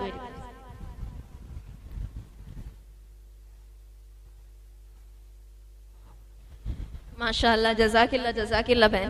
جتنا بھی انہوں نے بتایا، پر انہوں نے بھی یہی کہا کہ اسلام میں آنے کے بعد اور ایمان لانے کے بعد ان کو کتنی خوشی ہوئی ہے. اور ایک سکون ہوتا ہے نا جو غیر ایمان والے کے پاس ان کے دل میں نہیں ہوتا. ہر چیز ہوتی ہے پر اس چیز کی کمی ہوتی ہے جو ہمیں ایمان لانے کے بعد ہی آتا ہے. ماشاءاللہ. اب اس کے ساتھ ہی ہم دعا کر لیتے ہیں تھوڑی سی، اللہ سے معافی. جو بھی ہم سے بے شک ہے کہ اس کے شائن شان نہیں ہو پایا، جتنا ہم سے ہوا، اور جو بھی غلطی کوتاہی ہو گئی ہو اس میں بولنے میں اور ہمارے مجمع میں ہم سے، کہ جس طریقے سے ہمیں اس کا احترام کرنا چاہیے ہمیں وہ نہیں ہو پایا، کہ ایک علم کی دین کی بات تھی تو اللہ ہمارے دلوں میں اس کا احترام اور جیسی عزت ہونی چاہیے ویسی لے آئے.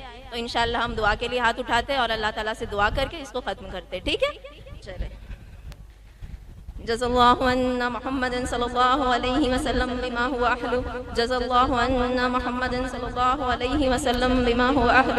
جزا اللہ عنا محمد صلی اللہ علیہ وسلم بما هو اہل. اللہم صلی علی محمد افضل صلواتک. اللہم صلی علی محمد افضل صلواتک. اللہم صلی علی محمد افضل صلواتک. اللہم صلی علی سیدنا محمد وعلی آل سیدنا محمد. ما اختلف الملوان وتعاقب الأسران وتكرر الجديدان واستقبل الفرقدان. بلغ روح سيدنا محمد صلى الله عليه وسلم وارواح أهل بيته منا تحية والسلام.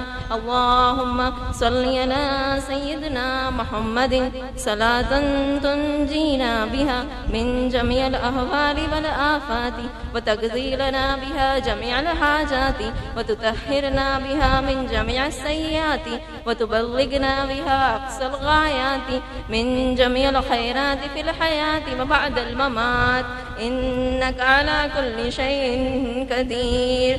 يا أول الأولين يا آخر الآخرين يا ذا القوة المتين يا راحم المشاكين يا راحم المساكين يا أرحم الراحمين. ربنا آتنا في الدنيا حسنة وفي الآخرة حسنة وقنا عذاب النار.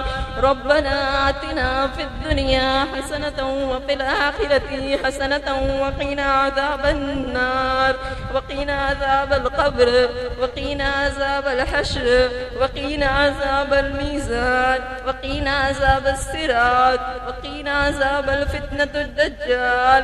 يا الله يا الله يا رحمن يا رحيم يا الله يا حنان يا منان.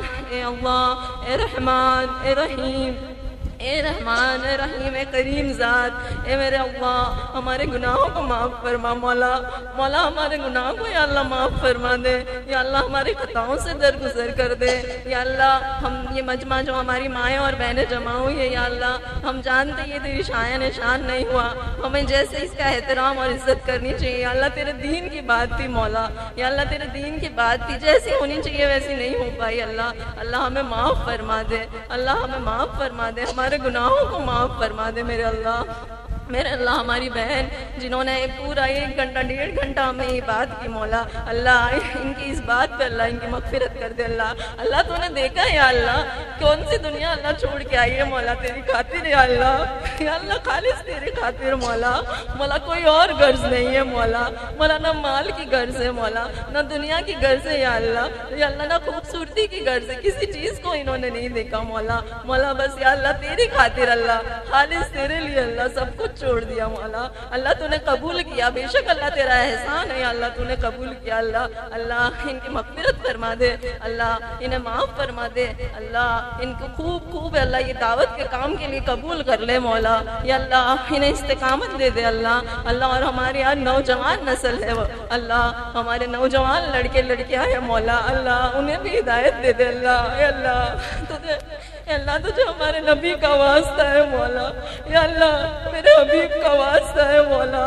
اللہ انہوں نے اور وہ جو ہمارے لیے روئے ہیں اللہ اتنا تو ہماری ماں بھی اللہ ہمارے لیے نہیں تڑپی مولا. یا اللہ اتنا تو ہماری ماں بھی اللہ نہیں تڑپی ہمارے لیے. اللہ وہ ہمارے لیے اتنا روئے اللہ اس امت کے لیے روئے. اللہ آج تو حال دیکھ لے اس امت کا. اللہ یا اللہ رحم فرما دے. اللہ امت کے حال پہ رحم فرما دے. اللہ یا اللہ ہمیں قبول کر لے. اللہ دنیا کے کونے کونے چپے چپے میں تیرے دین کو تیرے کلمے کو لے کر جانے والے بنا دے. اللہ تیرے کلمے کو اللہ اس دعوت کے کام کو لے کر جانے والے بنا دے. اللہ ہمارے بچوں کو اللہ ہماری نسلوں کو اللہ وہ جانتے نہیں وہ معصوم ہے. اللہ یہ ماؤں بہنوں کو ہم سب کو اللہ جو یہاں موجود ہے جو نہیں اللہ تمام امت کو اللہ ہمارے بچوں اپنے بچوں کی بہترین تربیت کرنے کی توفیق دے دے. اللہ انہیں ایسا مسلمان بنا اللہ ایسا ایمان انہیں ملے اللہ کہ ان سے دیکھ کر لوگ صرف انہیں دیکھ کر انہیں سن کر اللہ اسلام کو پہچان جائے. اللہ ایمان کی طاقت کو پہچان جائے. اللہ ہمارے ایمان کو مضبوط اللہ جو صحاباؤں نے قربانیاں دی اللہ کیسے نکل جاتے تھے. اللہ آج تو ہر چیز کی سہولت ہے. ہمارے جب شوہر جاتے ہیں گھروں سے نکلتے اس کام کے لیے اللہ تو ہمارے پاس فون ہوتا ہے ان سے بات کرنے کے لیے. اللہ ہمیں گھر کی چھت کھانا پینا ہر چیز دے کر جاتے ہیں نا. اللہ وہ تو ایسے نکل جاتے تھے. اللہ صبح جاتے تھے تو لوٹیں گے اس کا پتہ نہیں ہوتا تھا نا. یا اللہ تو جانتا ہے وہ بھی نہیں پتا ہوتا تھا کہ وہ شام کو لوٹیں گے یا نہیں. یا اللہ ایک وقت بھی جب وہ جاتے تھے تو کھانا اور روٹی کا بھی پتہ نہیں ہوتا تھا کہ ہمارے بیوی بچے کیا کھائیں گے. اللہ ایسی قربانی اور اللہ شام کو خبر آ جاتی تھی کہ شہید ہو گئے مولا وہ چھوٹے چھوٹے بچے مولا مولا وہ یتیم ہو گئے، بیویاں بیوہ ہو گئی مولا، مائیں رو رہی ہے مولا، مولا وہ کیسا وقت ہوگا مولا، اللہ ایسی قربانیاں تو ہم سے نہیں لے رہا مولا، مولا ہماری ٹوٹی پھوٹی جھوٹی قربانیوں کو قبول کر کے مولا ہمیں بھی اس راستے پر چلنے والا بنا دے اللہ، اللہ شیطان کے مکر و فریب سے ہمیں بچا لے اللہ، اللہ ہم تو انسان ہے نا مولا، اللہ ہم تو انسان ہے مولا، مولا تیرے محتاج ہے اللہ، اللہ فقیر ہے، بھکاری ہے، سوالی ہے تیرے در کے، بے شک مولا تو اپنے خزانے سے عطا کر دے اللہ، تو اپنے خزانے سے ہمیں سب کچھ عطا کر دے مولا، جیسے تو چاہتا ہے ویسے ہمیں بنا دے، ہم بہت کمزور ہے اللہ، شیطان ہمارے پیچھے ہے مولا، نفس ہمارے ساتھ لگی ہوئی ہے اللہ، اللہ اللہ بچا لے شیطان کے مکر و فریب سے، ہمیں بچا لے، ہمیں ہمارے نفس کے فریب سے بچا لے مولا، اور تو اپنے خزانے سے مولا تو جیسے راضی ہو ہمیں ویسے بنا دے اللہ، تو جیسے ہم سے خوش ہو مولا تو ہمیں ویسا بنا دے مولا، مولا تیرے حبیب کی قربانیوں کا واسطہ مولا، مولا آپ صلی اللہ علیہ وسلم کی قربانیوں کا واسطہ مولا، مولا ہمیں معاف فرما دے مولا، اور یہ تمام باتوں کو یا اللہ قبول فرما اللہ، اور ہماری نسلوں کو مولا، ہماری نسلوں کو اللہ تیرے دین کے لیے قبول کر لے اللہ، تیرے دین کے لیے، تیرے دین کی محنت کے لیے قبول کر لے، نیک بنا دے اللہ، نوجوان نسل مولا، مولا نوجوان لڑکے لڑکے نسل کو اس امت کو مولا ہدایت دے دے مولا، مولا امت بہت پریشان ہے مولا، مولا ہم ہماری فکروں میں لگے ہوئے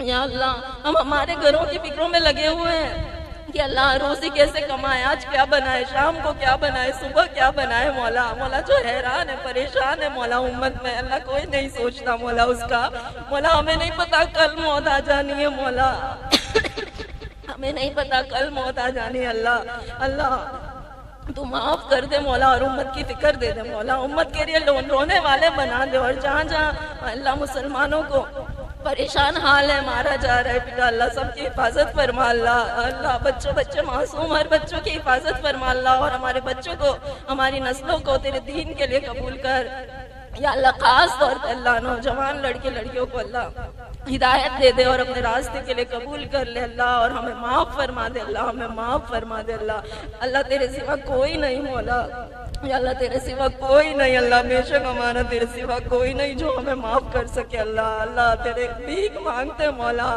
ہم معذور ہے مولا، مجبور ہے، لاچار ہے اللہ، دنیا کے ہاتھوں گرے ہوئے مولا، ہم دین کی طرف بڑھتے اور دنیا کھینچ لیتی ہے مولا، ہم تیرے دین کی طرف بڑھتے اور یہ دنیا کھینچ لیتی ہے مولا،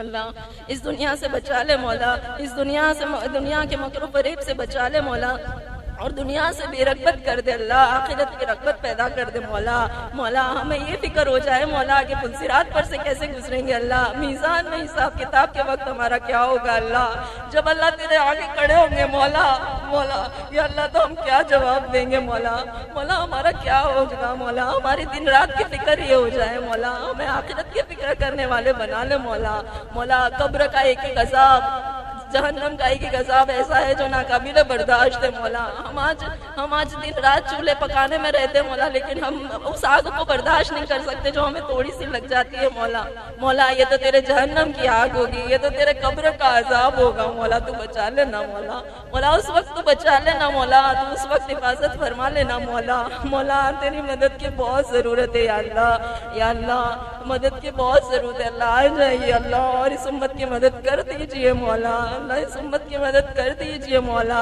اور ہم سب کے گناہوں کو معاف کر کے ایک مرتبہ ہم سے راضی ہو جائیے اللہ، ایک مرتبہ ہم سے راضی ہو جائیے مولا، یا اللہ راضی ہو جا مولا، اللہ تو ہم سے راضی ہو جا، ہمارا اور کوئی مقصد نہ رہے اس دنیا میں تجھے راضی کرنے کے علاوہ اللہ، بس تو ہم سے راضی ہو جا اللہ، تو ہم سے راضی ہو جا اور ہمارے گناہوں کو معاف فرما، جو مانگا وہ بھی عطا فرما، جو مانگنے سے رہ گیا وہ بھی عطا فرما، اور جو شیطان نے بلا دیا وہ بھی عطا فرما، جزا اللہ عنا محمد صلی اللہ علیہ وسلم بما ہوا ہے۔